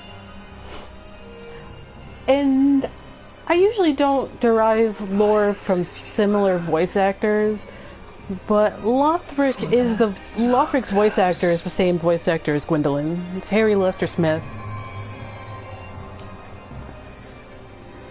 And I bet casting director at Frog Nation knew exactly what they were doing.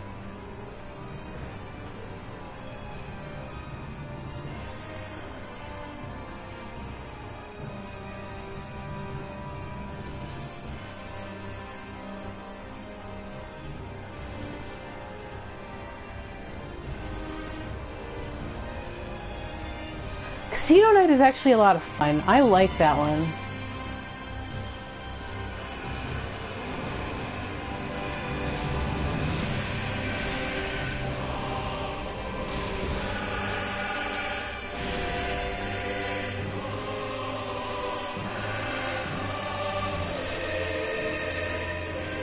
Sometimes I remember I'm a pyromancer.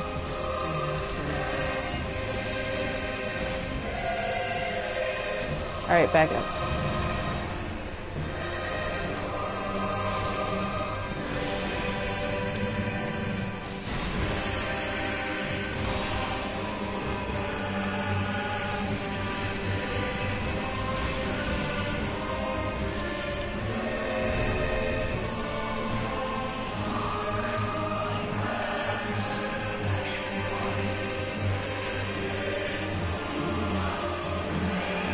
Positively bodied right here.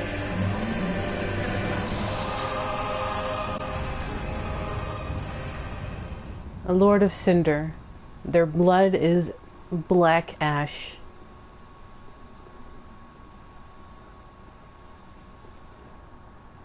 Also kind of looks like a bird, doesn't it? Man, that's actually probably one of my favorite fights in the game. Pontiff Sullivan's one, Dragonslayer Armour is another one, and this one is one of my favorite fights. Everybody says these are feathers, but I never was well, yeah, this is all feathers.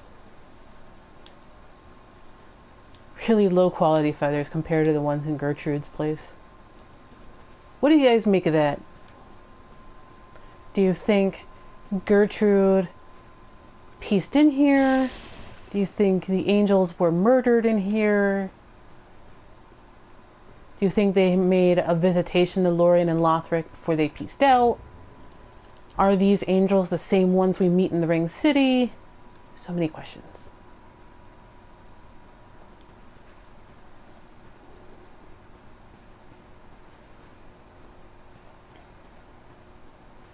Yeah, they need to stop plucking children. And this room has been like this for a long time, judging in the rug.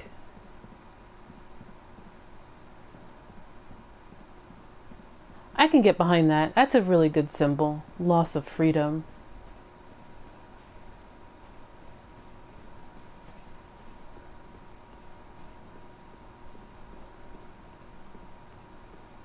I thought that was only the Japanese PS4 theme for the Godi edition. The piano version? Is that what you're talking about, Memitim?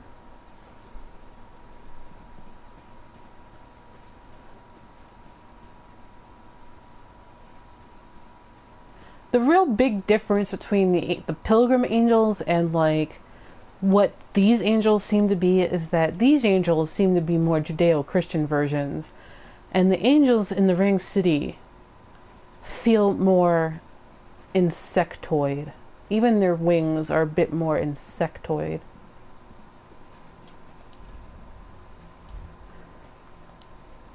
Sorry, Lothric and Lorian. If it means anything, I agree with you.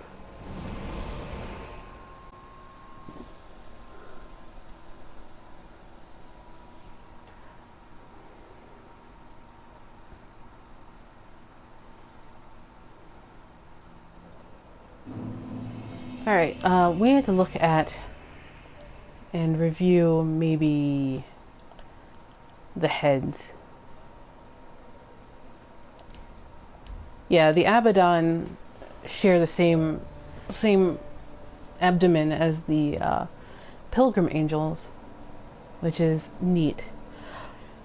Okay, so in regards to the thing I keep talking about, how Prince Lothric is basically king in all but name because he refused to take the title king.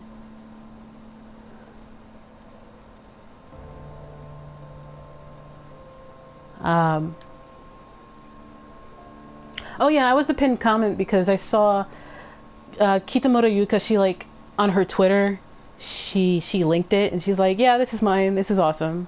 And so I dropped a line for him. So he has a crown, an actual crown, one he never uses.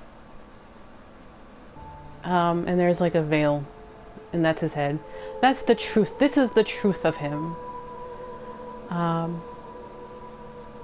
Cinders of a lord left by Lothric. If the lords will not return to their thrones themselves, let them return as cinders. The Lothric bloodline was obsessed with creating a worthy heir, and when this proved impossible, resorted to unspeakable means. Suffice it to say, the path to linking the fire is a cursed one indeed.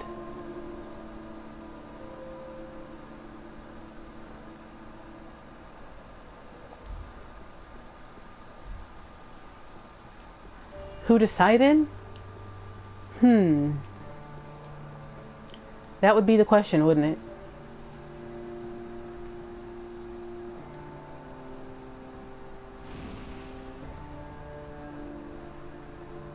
You can see his actual crown. This is the crown of Lothric. Because he is king, even if he refused to take the mantle. Like, when you even fight him, he refuses to wear this crown. He does not want to be thought of as king, even though he was acting king after Oseros pieced out. Mentally, more or less physically. He is wearing his robe of prayer under it. You can see the leaf structures of the robe of prayer right under it. But he is wearing his crown. A crown he shunned. But the thrones always tell you the truth.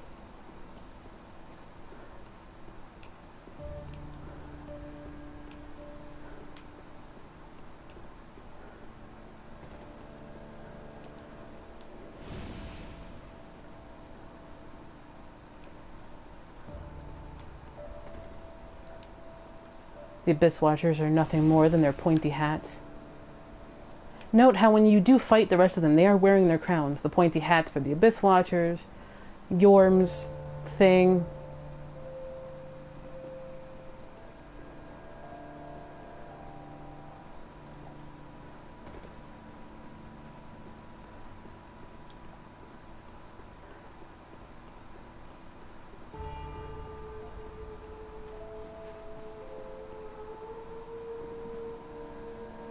Aldrich is so gross they even put down a tarp for his throne.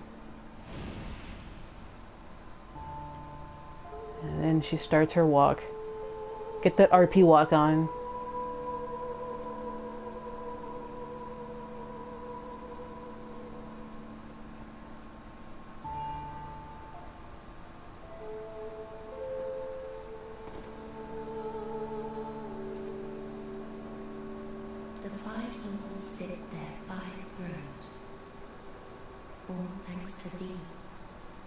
Clearly.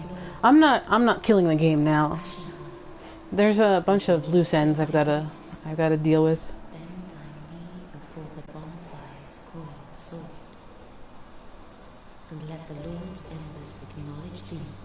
Ludlith, the throne tells us that Ludlith was the exiled. That's the truth. He claims Corland, but he probably adopted Corland like Henri adopted Astora.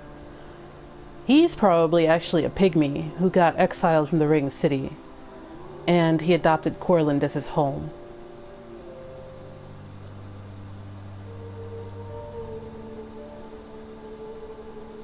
So maybe he was king of the Ring City in some way.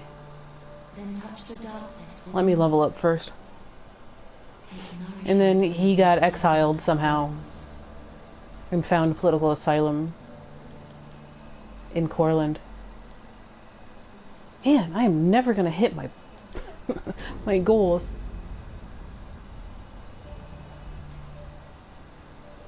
Farewell, Ashen One. Mayst thou thy peace discover.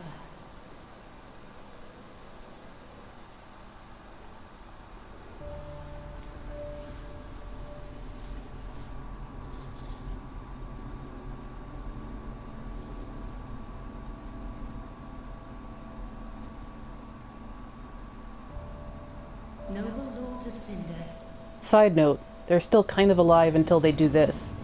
the fire fades, She's not talking to nobody. and the lords go without thrones. They are surrendering.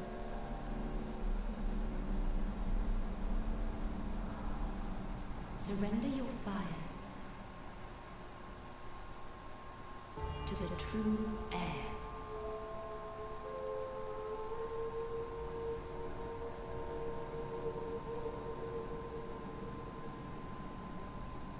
Hey, Mountain Justice.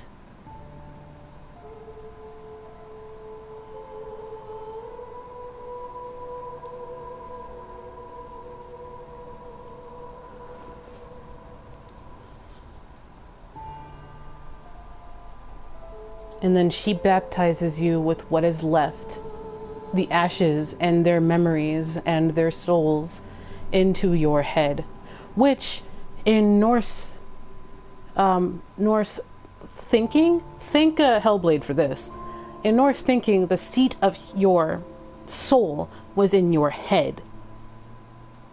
That's important. The seat of humanity is in your head. Grant death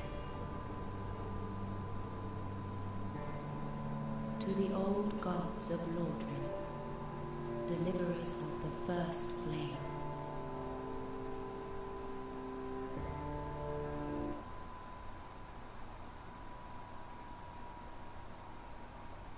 Hello, did my game just crash? Oh, it just like cut off weirdly.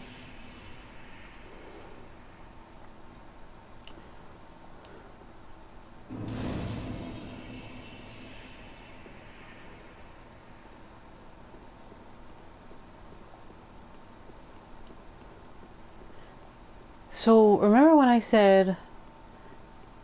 Okay, so there's 3 kilns. I mean, there's 3 Firelink Shrines. This is the real world Firelink Shrine. The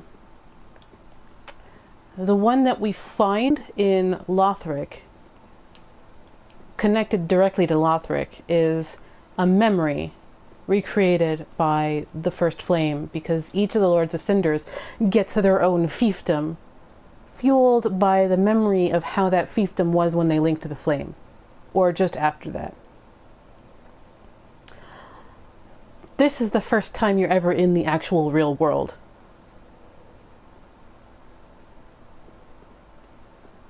Like, this is the actual real world. You weren't in the real world the whole time. This is again another Dante reference. When you pass through all of the layers of hell or heaven, you end up in either the center of hell or the Empyrean, depending on which one you want to be talking about at any one time. Either Paradiso or Inferno. This is the first time you're actually in the real world. So the Kiln, Rubbish Heap, and the Ring City are kind of real, but you're transported to another realm, which is the only really reason you get the Gargoyle Uber. They transport you between realms. Oh, Emma's not the narrator. The narrator is voiced by Pixen Lem, and Emma is voiced by Emma's voice actor. They're two separate people.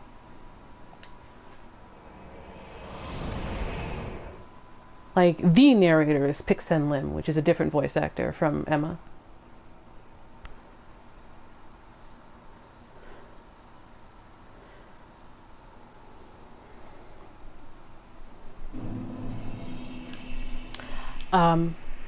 Remember when I mentioned that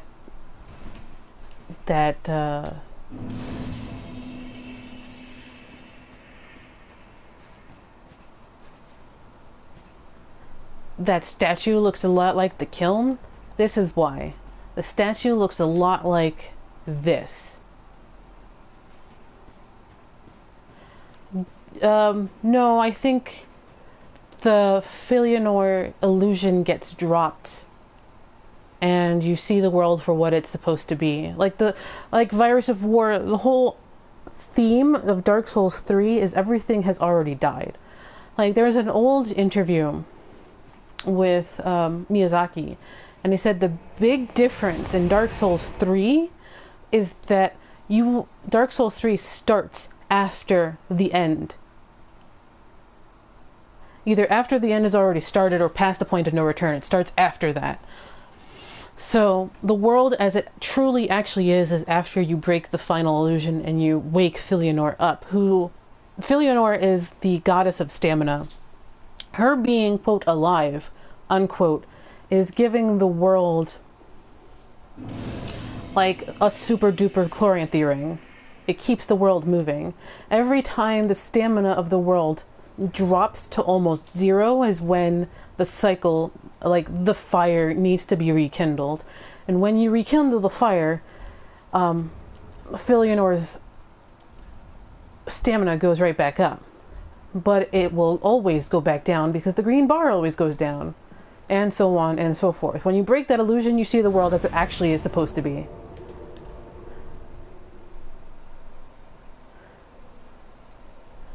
No. I've already done most of Ashes of Ariandel. I'm actually in front of... what's her face like right now? I was thinking about doing her boss battle now.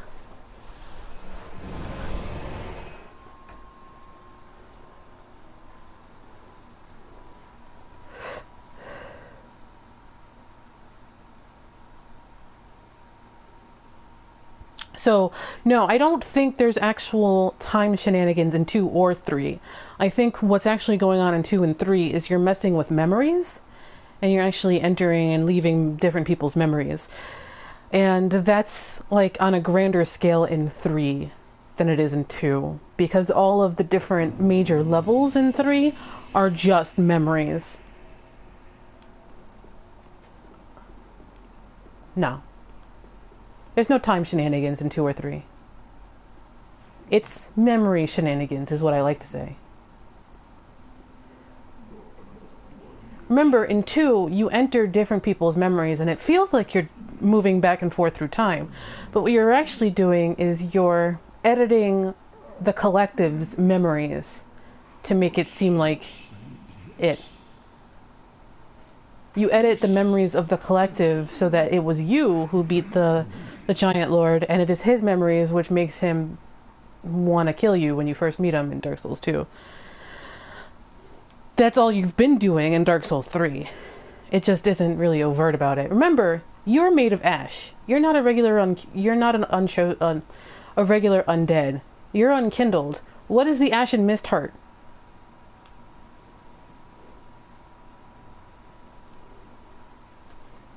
So it's more like memory travelers.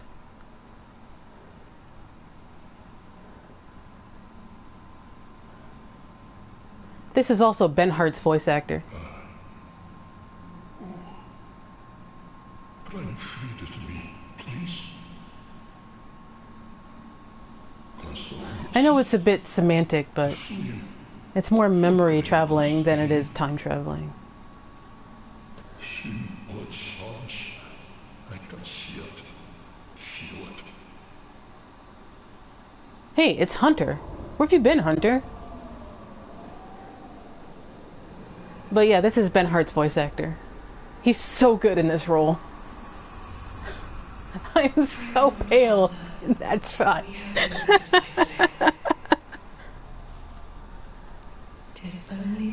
FromSoft CGI team, tip of the hat to you guys. Please avert thine eyes.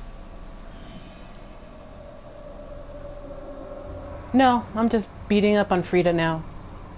I gotta do Archdragon Peak. I think I'll do that tomorrow.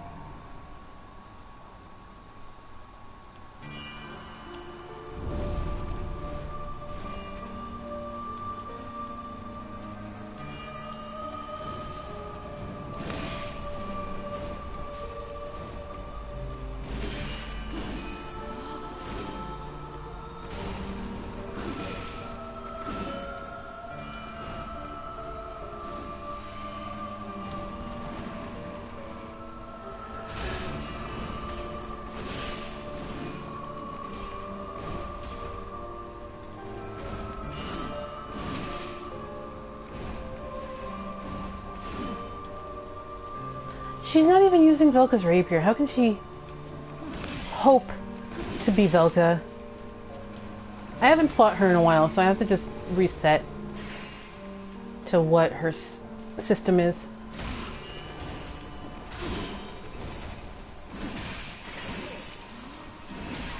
Damn it. I haven't done crap damage.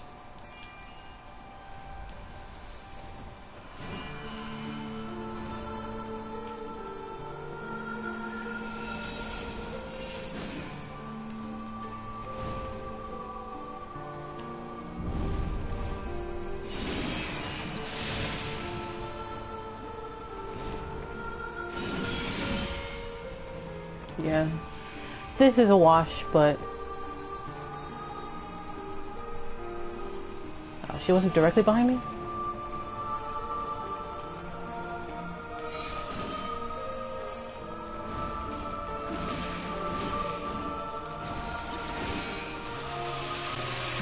Yeah.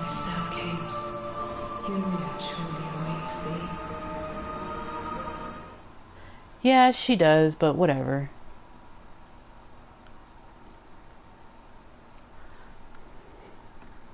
I haven't fought her in a while.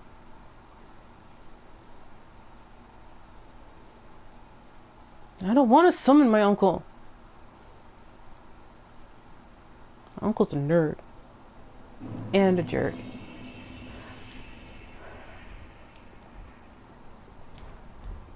The best thing about summoning Gales, I don't have to drop a Ember right now.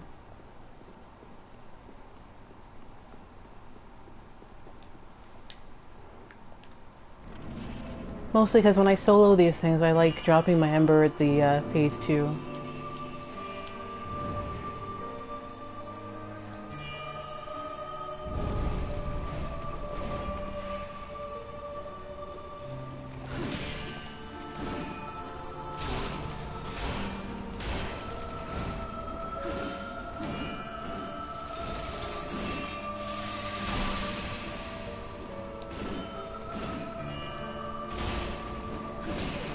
I'm out of stamina.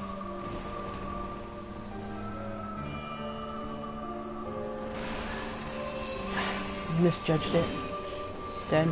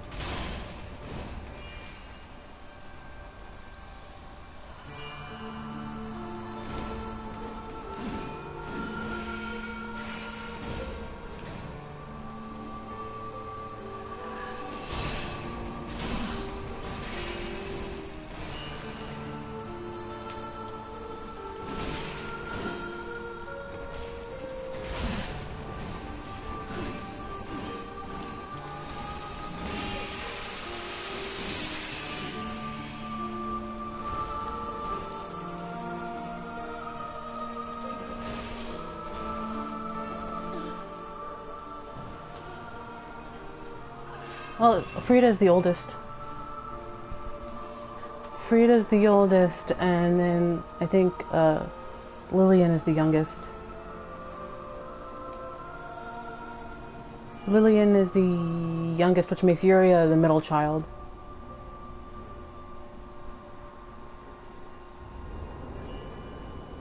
Here's a question for everybody. Are they sisters of Manus, or, well, granddaughters of Manus, as it were?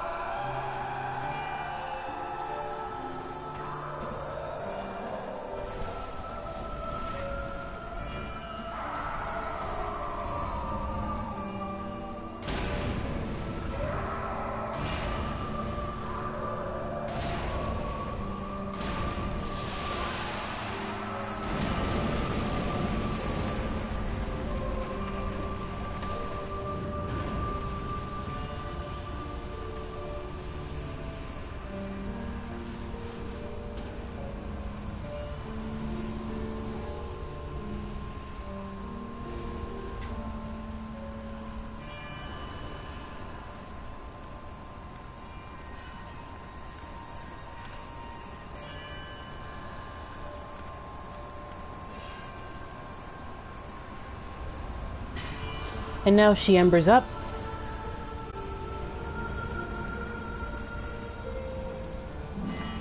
Credit to the FromSoft CGI team.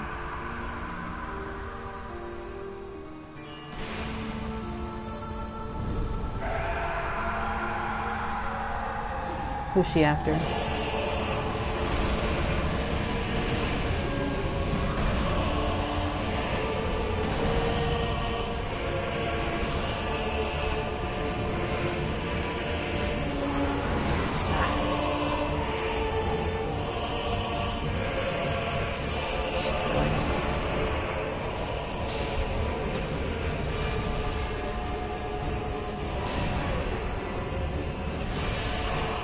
Good job, Gale.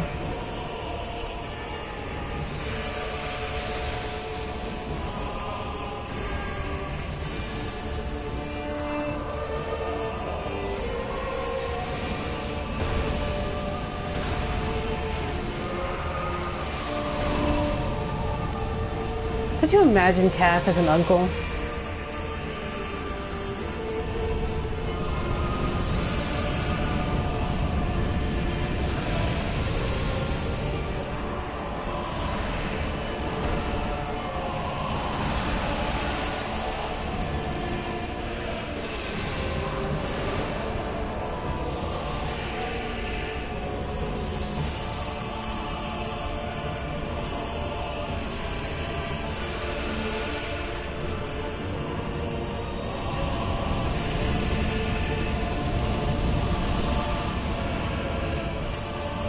Really? Oh, this sucks.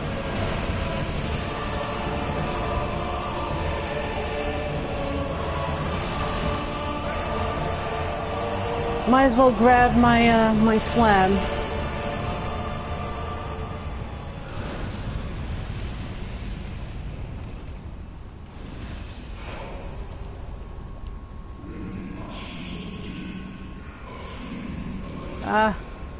Let me in my menu, jerk.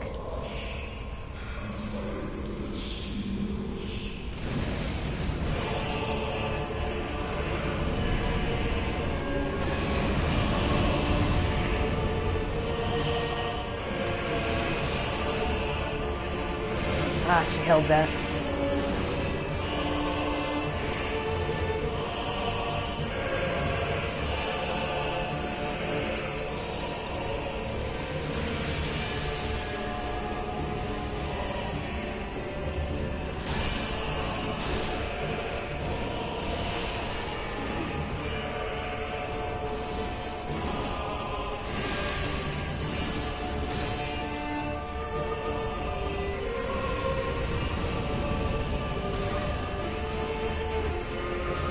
Oh, I'm dead.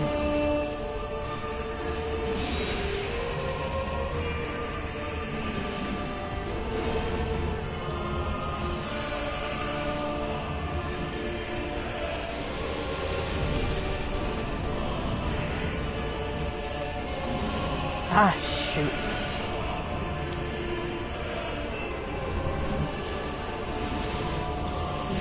Yeah, that frostbite killed me.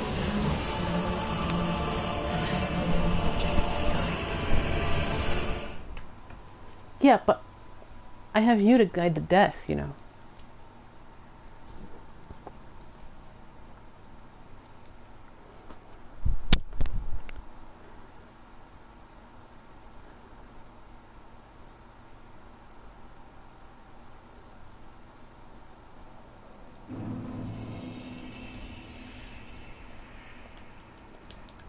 Yeah, I know, I need to...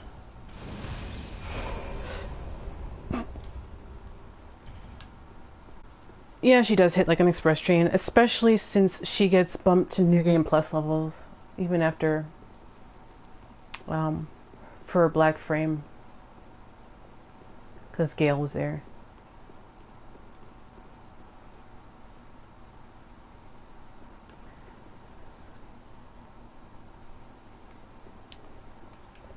Anybody coming? Just checking. All right.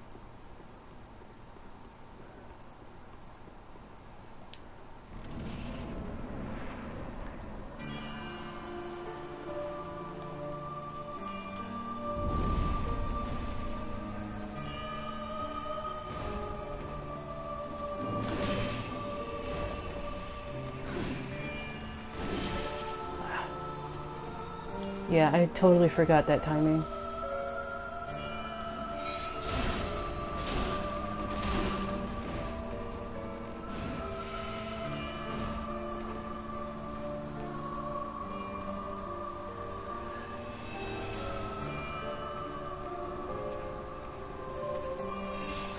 Ah, damn it.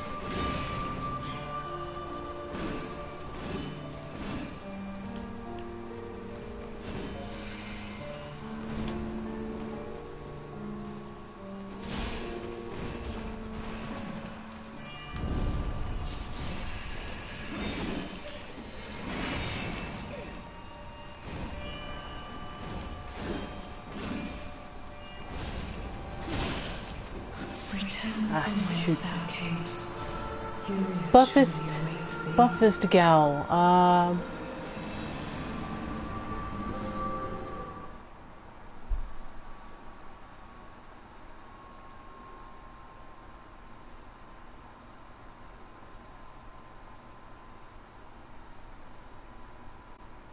Buffest gal is Dirty Colossus.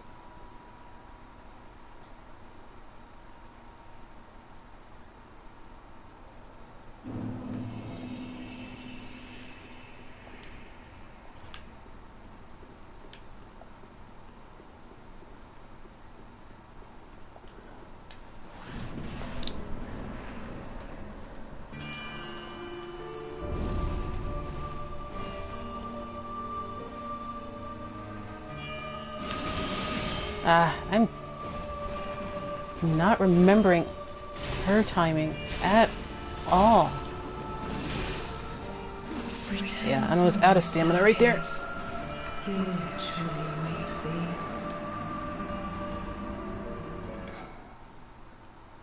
Too greedy. Loki, what are you doing over there? Just looking at me.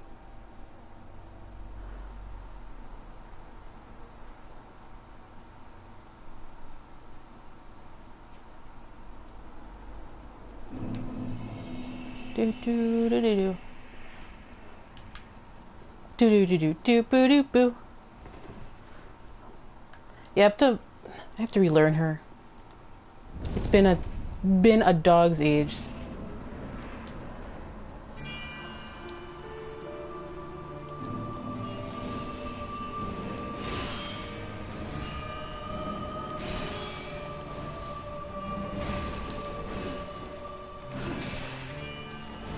I'm being too early on the...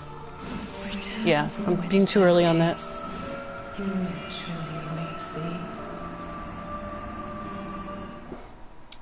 Which has been a problem, like all playthrough.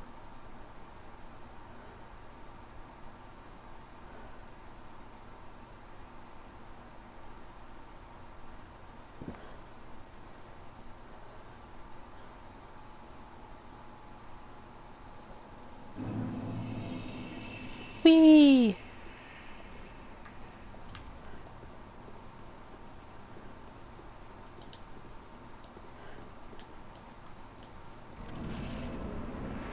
I think I'll save my yeah.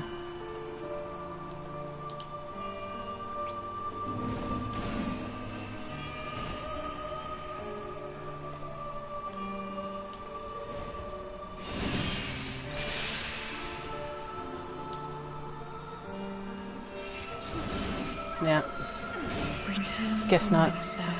I need to remember how to parry her too. Which is what that was for.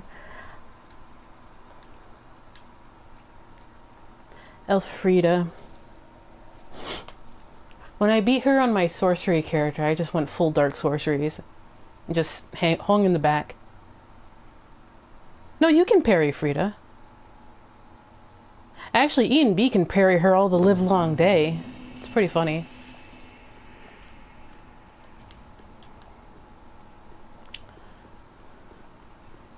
It's just you have to be very quick about it.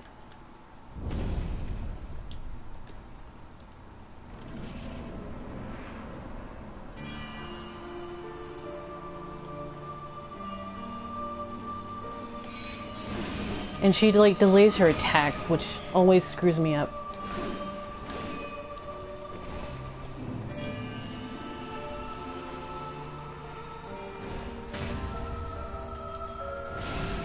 Yeah, you can parry her third form.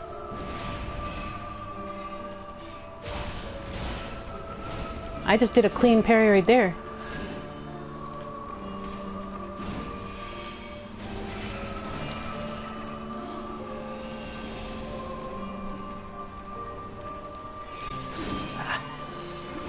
It's trying to avoid it, but I guess not.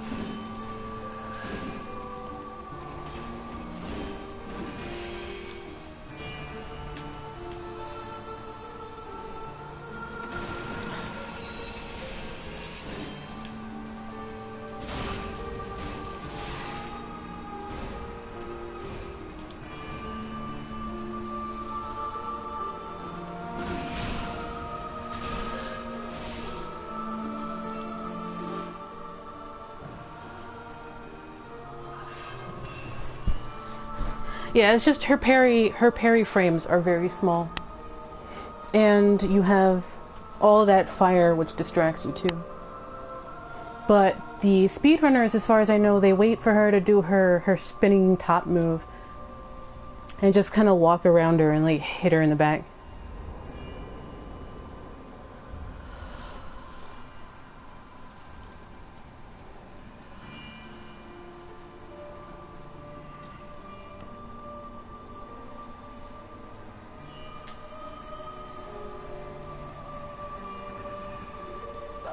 Oh yeah, the solo female voice is Yuka Kitamura too.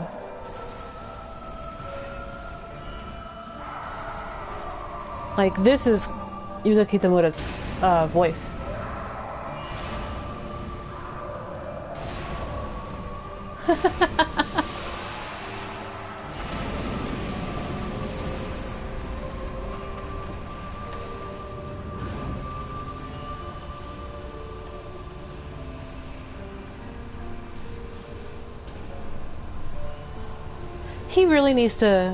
He really needs to play Kingsfield.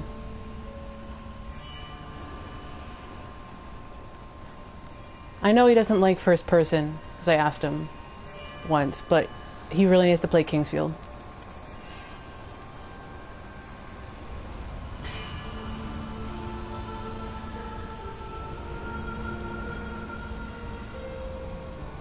I love Gale's theme. I love Friede's theme and Prince Lorian and Lothric's theme. And then Pontiff Sullivan.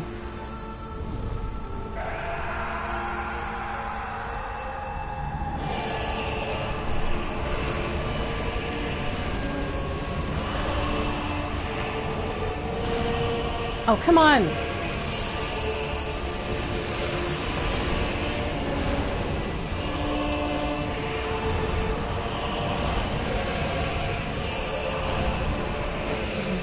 Oh, god dang it.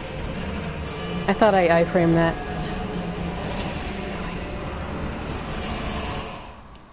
No, well, veterans like the slow strategy of the original. He likes a lot of the faster bosses in DS3. I don't think the slowness is much of an issue for ENB with Dark Souls 3. I think he likes it just fine, but a lot of the things he considers original with Dark Souls is not original.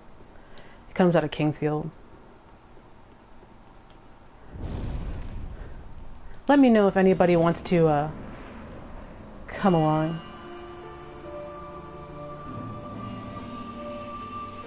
Because I like saving my Ember for Phase 3. So unless somebody says...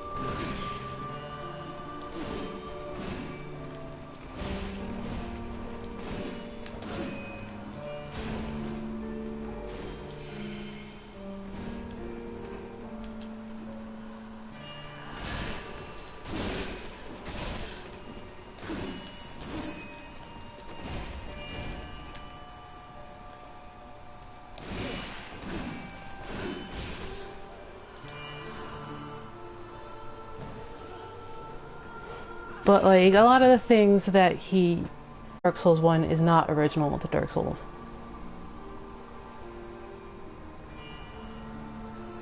Yeah, I think that's it too. I think he likes Dark Souls 3 just fine. It's just not what he wants. Just fine.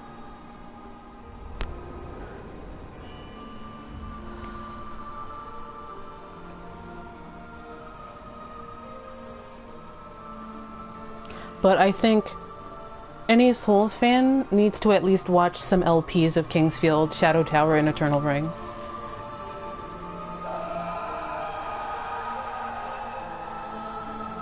Poor Father Ariandel.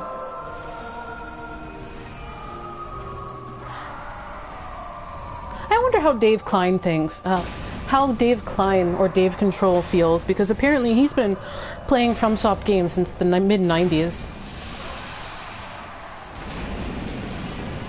Since he was a kid with Kingsfield 2, which is Kingsfield 1 in the Americas.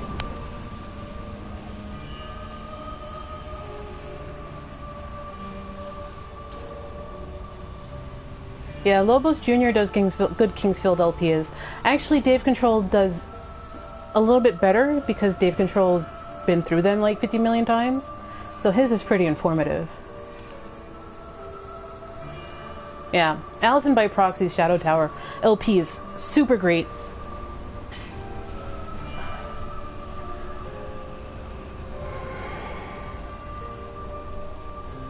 It makes me want to see if my computer can handle emulating Shadow Tower Abyss.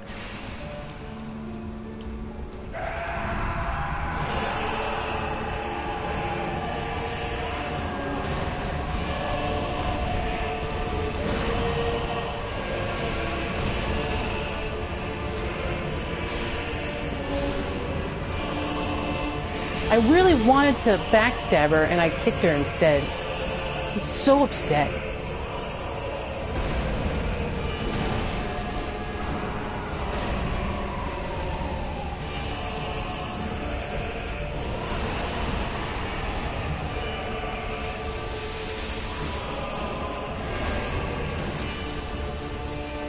That was a partial.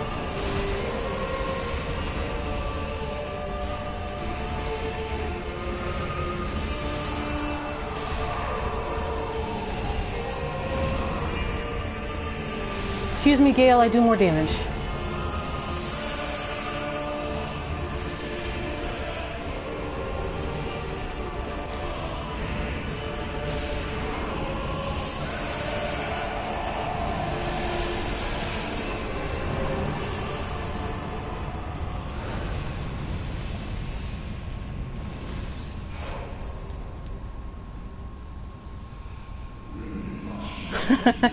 Move it, Gramps.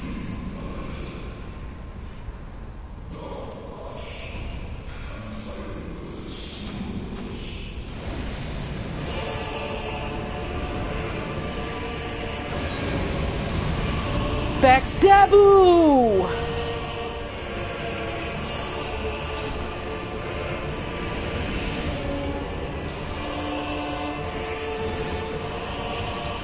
Shit.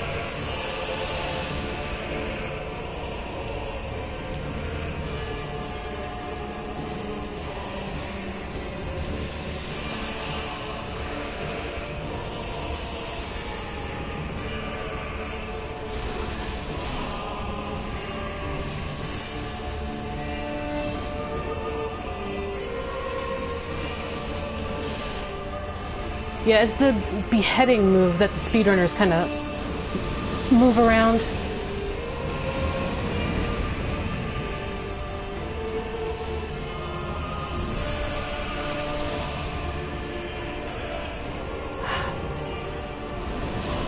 No.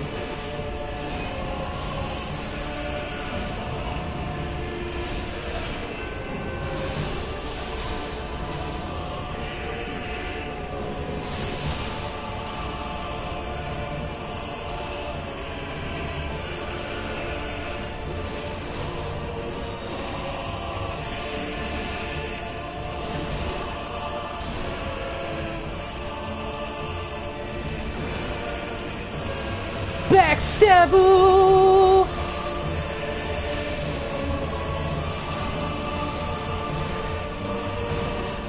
Get out of here. Thanks, Gale.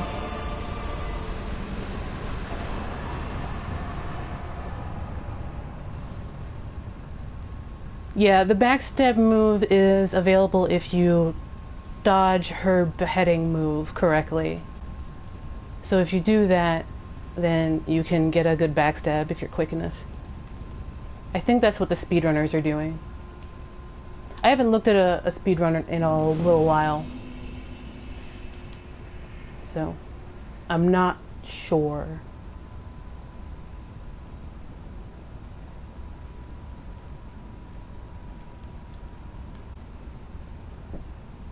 Yeah, and the back explosion. I'm really bad at that because for some reason I'm always just like to the left or to the right, and I get hit by the explosion of humanity flame.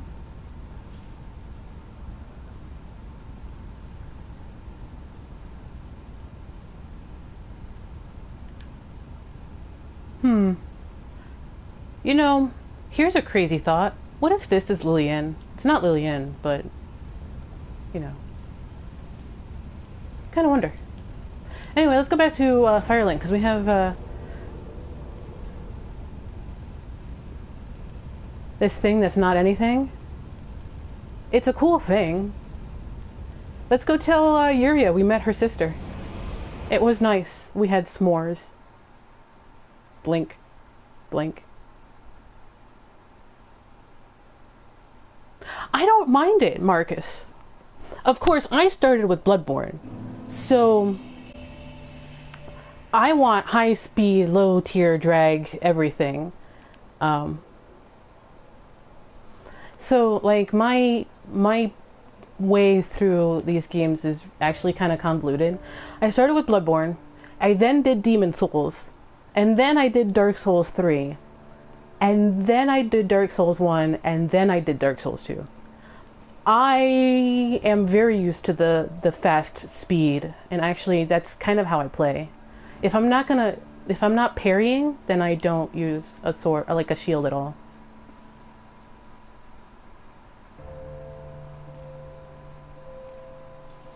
Hey, Yuria, we met your sister. Ah, our Lord and Liege. I presume my holy vows are sworn? Wonderful. Now thou art the true and deserving Lord of Hollows. Oh, that's a different dialogue. Thy lordship, prithee rest the fire from its mantle. The statue in the chapel is a self-reference to the painted world. It's just a link. It's just a narrative link thing. O Lord and Liege, I prithee, when of the aid of the God's hour. O Lord and Liege, I prithee, when of the aid of the God's hour. Honorable usurper, I prithee rest the flame from its mantle. Did I ever hear her call me honorable usurper? The most honest shape of man. So she thinks this is the most honest shape of man. This differs from Aldia. Aldia doesn't think our bodies are true shape of anything at all. Aldia is right, actually, but she thinks the hollow and the hollow shape is the shape of man. The shape of man is actually the humanity sprite. Ah, 'twas the soul of my That, there we go. Friede. The poor wench turned to ash, who would abandon Mordor. If thou wouldst, let it nourish thy lordship, and in return do her one small kindness. Remember those. Yeah, I love Devil May Cry fights in Souls. In the shadows. That's just, I love it. And lastly, my lord. Put the speed up to 11. I adore it. Honorable, so that we. When I co-op Gale, I usually bring out my somewhat main bleed luck build, and it's dual swords, and I just go to town. So much fun to just bob and weave him. But yeah, like, I started with Bloodborne, and so I really, really like when boss fights are intense, really fast, make one mistake and you're dead, kind of thing. Like, I adore those kind of fights. Whoops.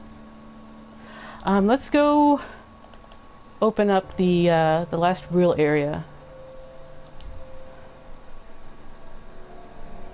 I love me the fast-paced fights. Like, yeah. funny story about Maria, because I'm sure I've told it. The first time I fought Maria, my main build was a skill build that parried everything. So my fight with Maria in New Game lasted about 1.5 minutes. I did not see her fire attacks.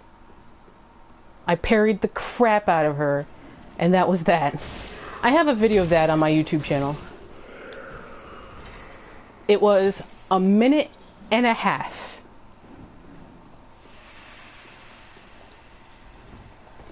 I only saw her fire attacks in New Game Plus or something like that. It was kind of ridiculous.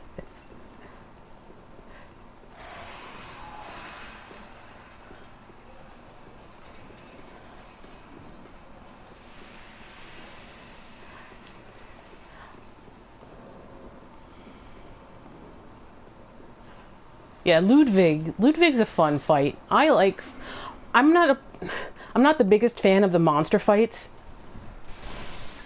I'm much more of a fan of like fighting guys in armor, which, yeah. But Ludwig is a fun fight. Lawrence I don't really care for too much.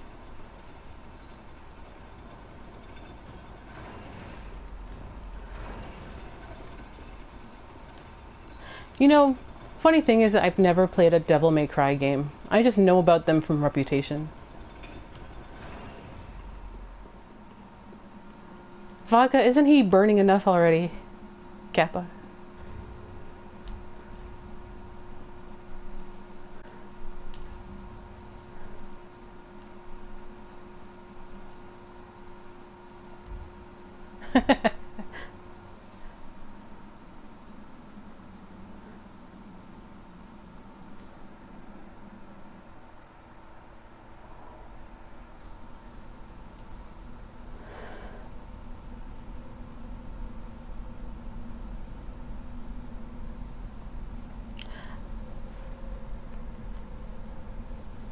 It's funny, everybody talks about durability, but like, just be happy it's not Kingsfield 2 durability.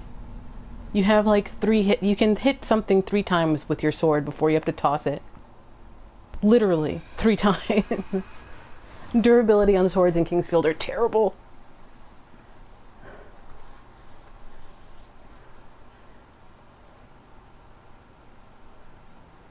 Oh, everybody's reaction to Ludwig is amazing. Lobos' first reaction to Ludwig's second phase is up there. It's pretty great.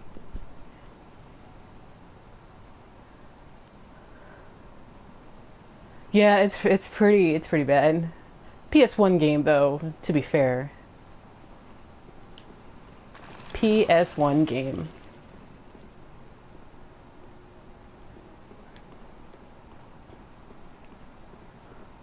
Look! A blue sky! Look, guys! It's a blue sky! You don't get that in Dark Souls. An actual, honest-to-God, blue sky! And an actual sun. Because this is a memory of the Nameless Kings.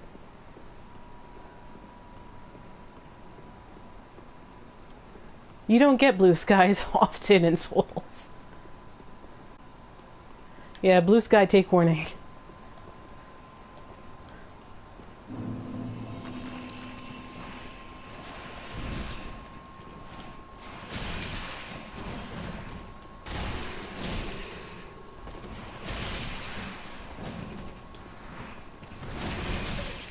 Damn it.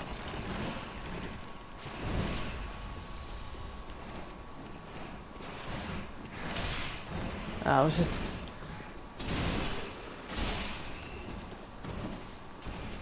Everybody's got a nipple shield.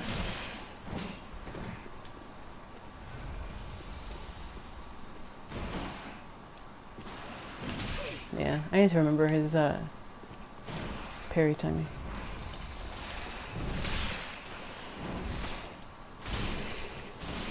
But they don't like dark attacks. I'll tell you what.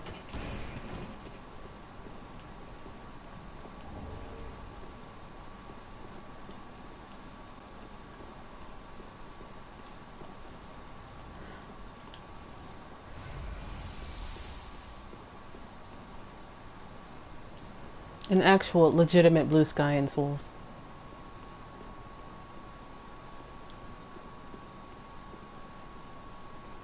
Yeah, it's a FromSoft trope. Just like spiders. It hit me the other day, there's no spider boss in Dark Souls 3, and I was like, oh, what? Like, the first real boss in Kingsfield 4 is a spider boss, and I'm like, what the? There's no spider boss in Dark Souls 3, what? What is this?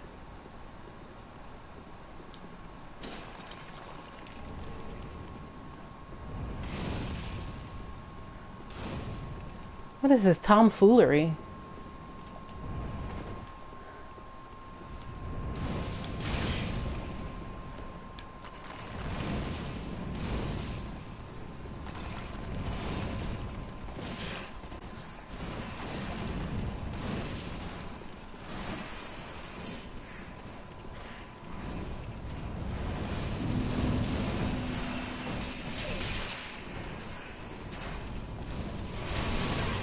I can't wait to see Patches in Armored Core 6.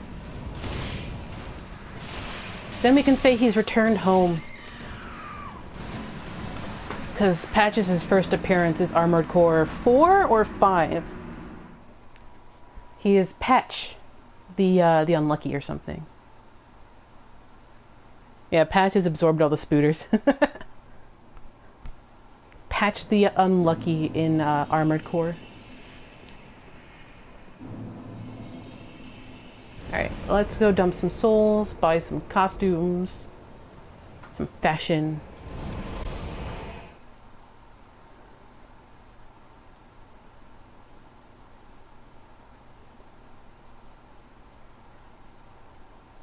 I think Patch was holding the Moonlight Greatsword in Armored Core. Yeah, they'll get him. He's the voice in the Armored Core version too, so as long as they're not doing another Despicable Me, he'll...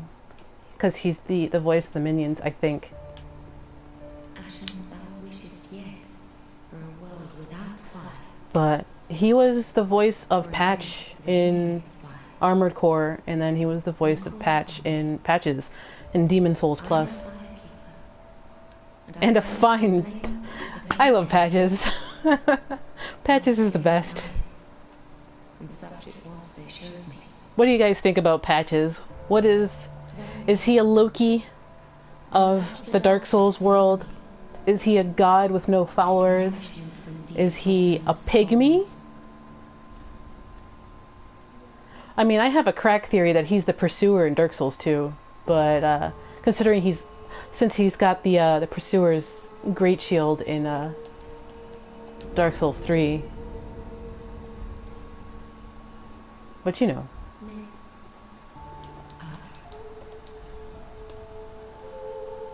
Let's buy some things. Let's buy a pretty dress. Nah, I don't really use that. Carlos trousers? Sure.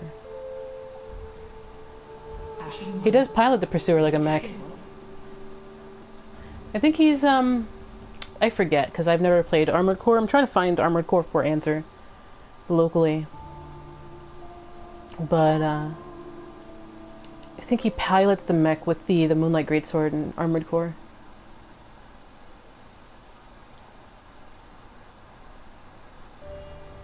Yeah, he's pretty cool. Patches Miyazaki. It's probably more likely than you think, to be honest. Where's Carla's pants? There. Keep that.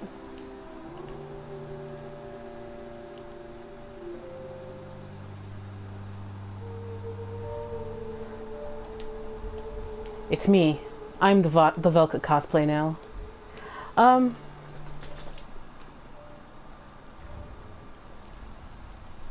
I didn't read her soul or the Twin Prince's soul, so let's do that and see how much time we got left. Soul of the Twin Princes, one of the twisted souls steeped in strength, used to acquire numerous souls or transposed to extract its true strength. The two princes rejected their duty to become lords of Cinder and settled far away to watch the fire fade from a distance. A curse makes their souls nearly inseparable. And Soul of Sister Friede. Friede was the first Ash to enter the painting, but together with the Good Father, they chose rot over fire. And according to the Corvians, they wanted to die. They wanted to burn the painting because that's what they did, and they had agreed to like a mass suicide via fire. But Ariandel, to the Corvians, was twisted away from that purpose by the witch, and they mean Sister Friede. The dress is supposedly blue, although it's green. But its definition says it's blue. Again, with the weird blue color coding. Garb of Sister Friede, sister of the painted world, a light blue dress sewn with thick fabric. After renouncing everything, Friede discovered a people that she wished to protect and assumed the precise form that they yearned for. So this might have been a way of white ordained dress. See also the blue stuff. This is important for the Ring City. Just keep it in mind.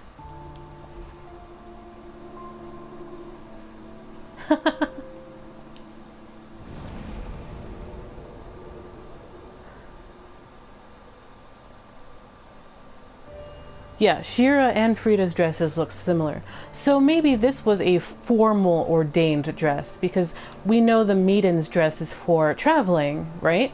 So maybe this was the dress they wore when they weren't traveling. And we only see the maidens when they're traveling, because that's what they did. But maybe this was the dress they wore when they were in Karib, being a nun. Because like Irina says she was a nun too. No! Give me the skull ring. Speaking of Irina, is she still around? Or is it because I haven't bought out her miracles yet?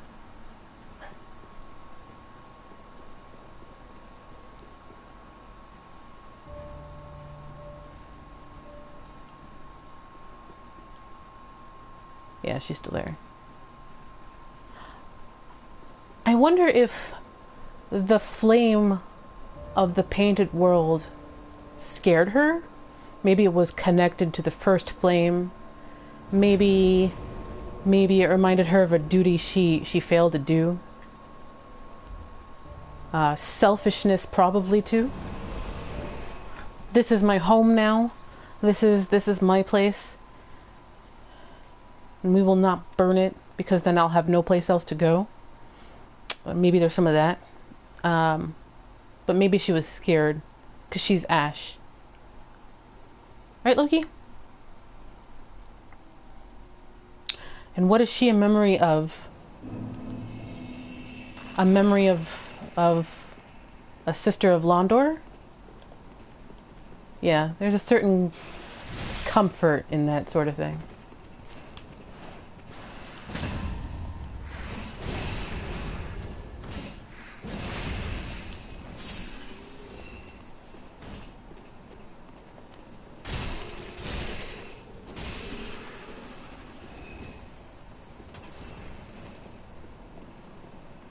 Let's loot this place. Loot, loot, loot. Loot, loot. I think I got everything there. Alright.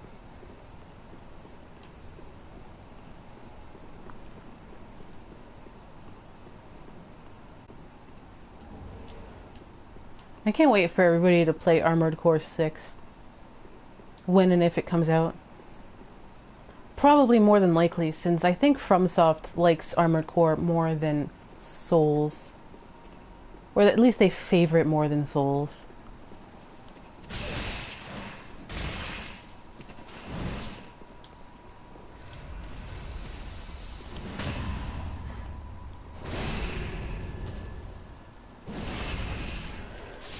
Although I don't think its new audience would like the fact that FromSoft likes doing major revisions that are essentially their own game. Yeah.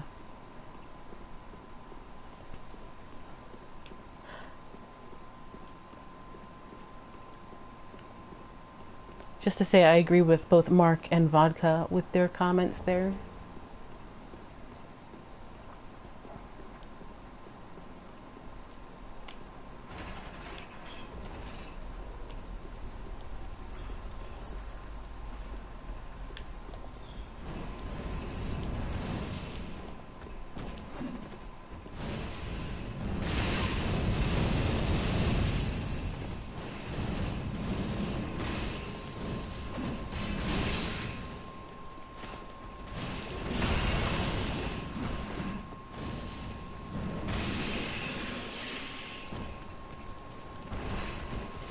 Yeah, I don't know how their experience and their new audience will affect Armored Core. Because Armored Core is pretty difficult, as I understand it, as it is.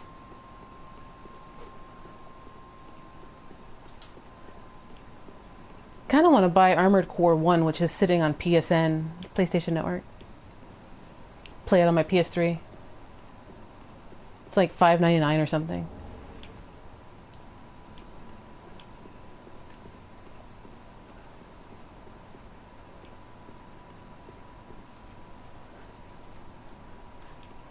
Are we ready for the Iron Man Lordron edition?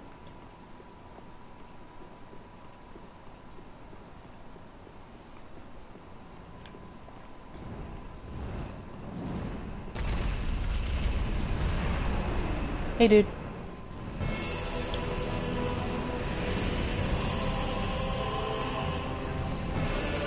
Let's see if I don't fall the wrong way, because I have a habit of doing that.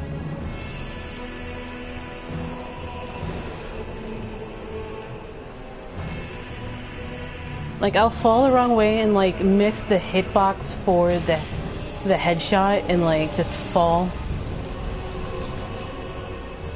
Hunter is very, very excited. Mark likes the architecture too, so Hunter, you'll like talking about Byzantine architecture here.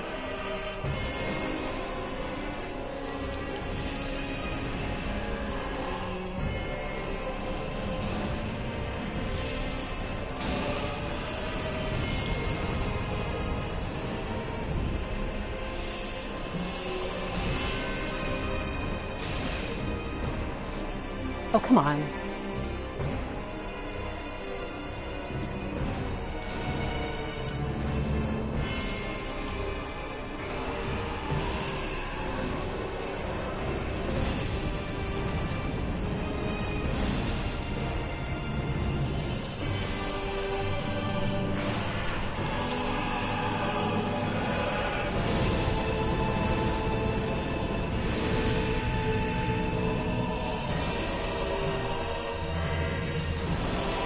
Hey, I didn't fall this time.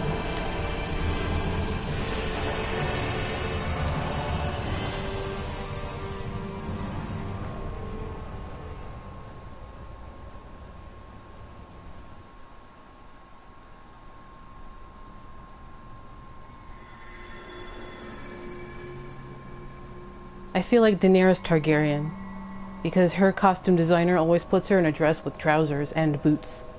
Because she's supposed to have to run or something.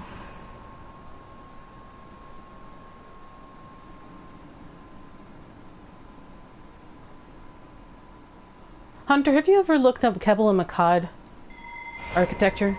Akkadian architecture?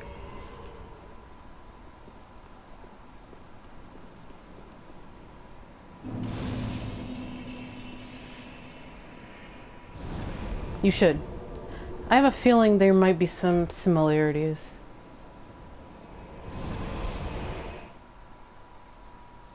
And I wanted to toss that out there as a place to look to.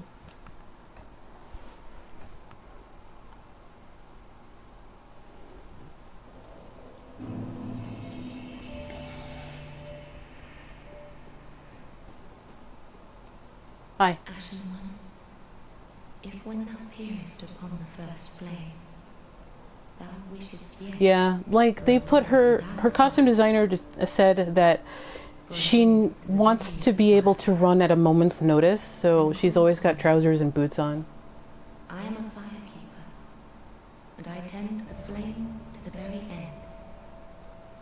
Thou hast given me eyes, and such Yeah, it was they but showed I me. think a cod and Zoroastrianism is more into the sun god thing than even Byzantine. Take nourishment from these So there might be sunless some interest there, architecture-wise, anyway.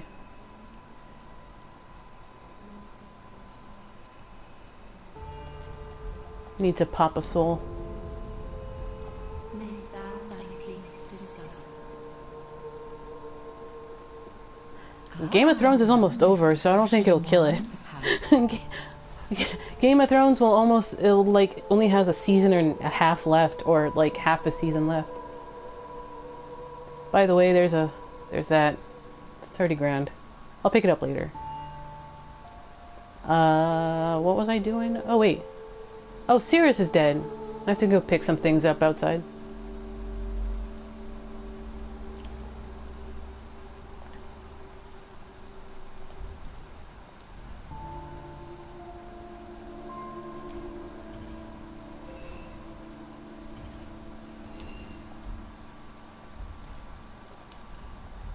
Ashen One. Ashen thou, then call I am of thousand. Very well. Then touch take no. Alright. I have maxed out my endurance on this build. Hooray! One less thing to keep throwing XP at. Mayst thou thy peace discover. See if I can't start buying Sirius's outfit, because it's a great outfit. Is great outfit. Lorian, no. No.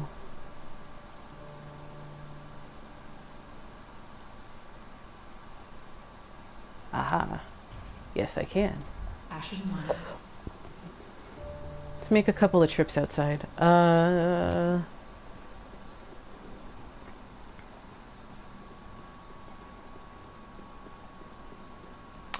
So now that Cirrus is dead, I can go do the Rosaria quest finally.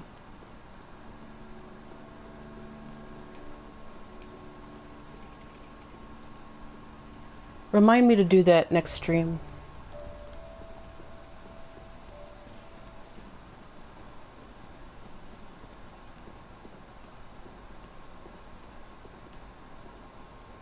Wait, her gravestone.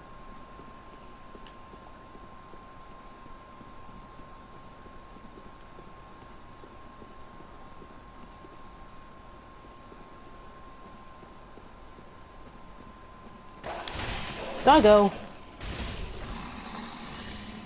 Pick up Hawkwood's shield. So he's flown the coop, which is fine and good, because we've entered Archdragon Peak, which is the culmination of his story. Oh yeah, there it is.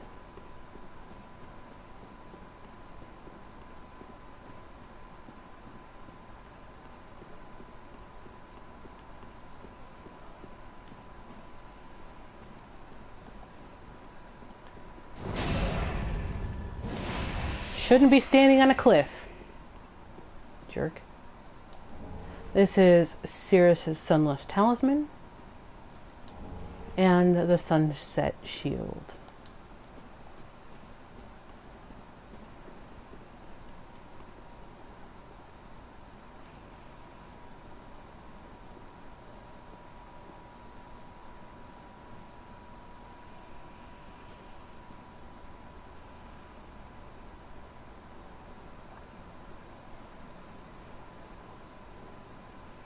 interesting to note that Dark Souls was originally going to be about water.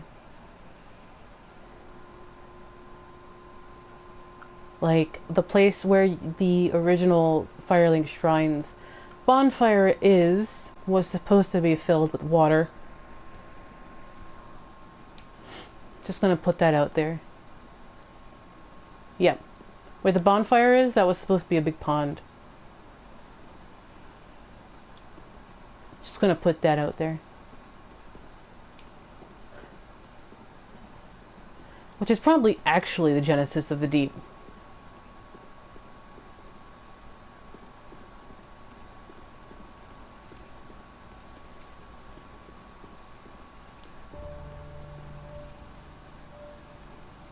Alright. Isn't Patches up here? Or did I, like, miss something and he's not here yet?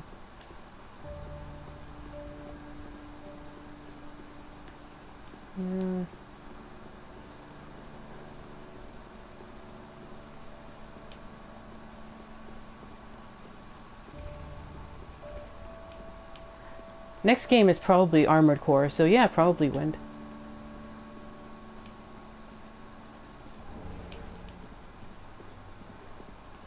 I mean, they already have 19 games. Stated that they have, like, they celebrated their 20th anniversary edition of the original Armored Core's release. Let's have a nice talk about I'll come clean. You get these urges running a business and all, and I hate myself for it. I do. You know what I mean? Here's a hot take. Storm Ruler was as disappointing in Dark Souls 3 as it was disappointing in Demon Souls. There you go. Here's a hot take. And that's what counts, right?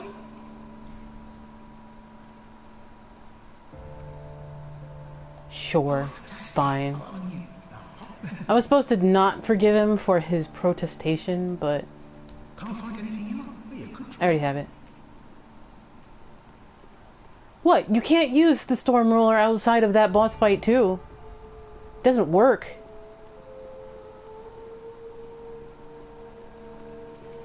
You're almost better off just using a bow and arrow against Storm King. Come on.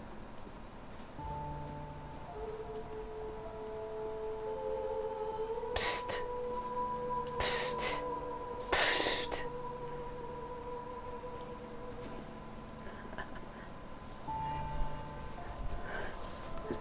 Alright, I think that's going to be it for us today.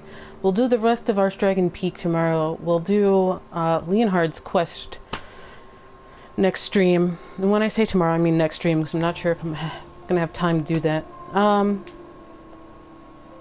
So next stream is going to be the rest of Archdragon Peak, Leonhard's quest, and maybe the start of the Ring City. So, does anyone have any, like, final thoughts, ideas, interests, things I might have started but didn't finish? Because I have a habit of doing that too.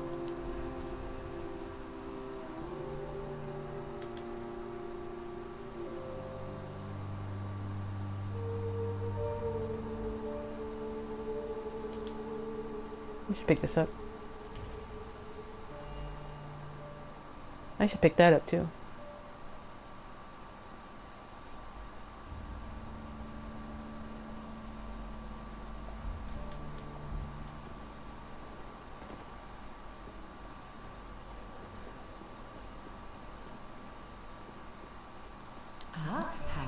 Demon Souls was a lot of puzzle fights. Almost all of them were puzzle fights.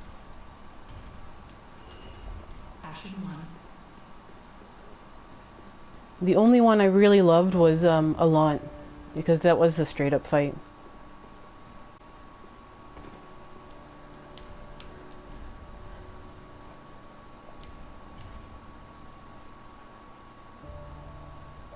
Yeah, the Chain of the Embedded is good, but I have all the rings I need for this build. Yeah, Des was all gimmick fights. The only one that wasn't was Alant. And the Pursuer, I mean, the the penetrator if you killed Bjor before he could help you.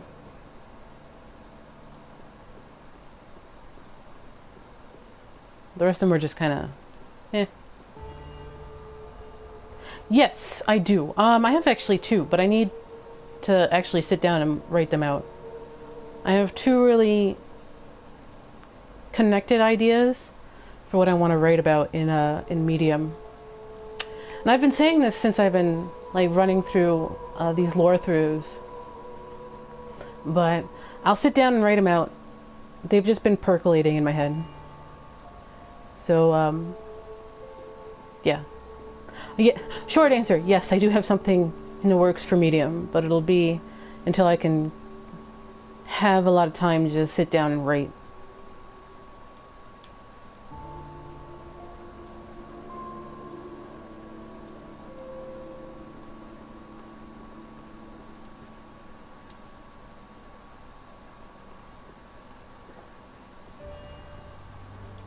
Yeah, like I know it's been a little while since I actually posted. Syzygy was my last one, but Syzygy was also like 10 pages. I was really excited when I was finished with the Ring City. I was super hyped about the lore in the Ring City, so Syzygy ended up being like 10 pages or something like that, before citations. Like, Medium thinks it's a 24-minute read because of all the citations.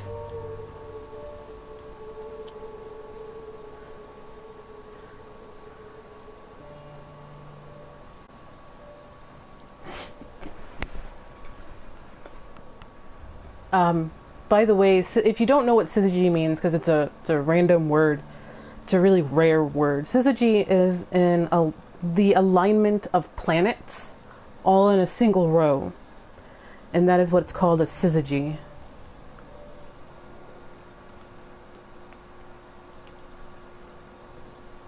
But yeah, I'm glad people have actually sat and read through my Medium account, because I don't really expect anybody to really read it, but I do it anyway.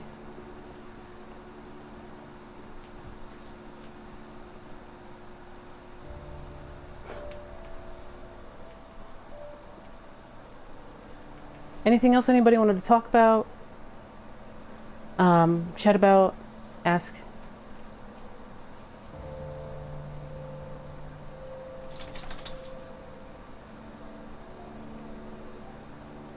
Thank you. Thank you.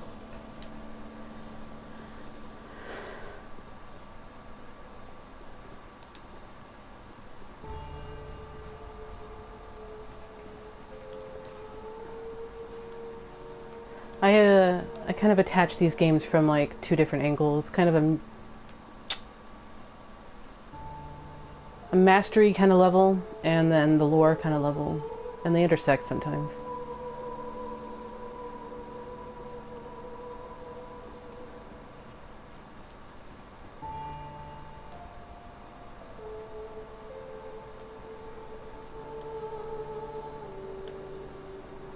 But if that's it, if that's everything, then I will say thank you very much for joining me. It's the internet, and there's always like 4 different things you could be doing, but you decided to hang out and listen to me prattle on about crazy theories regarding Dark Souls lore, so it's appreciated. So thank you very much for joining me, and I'll see you guys next stream. Good night.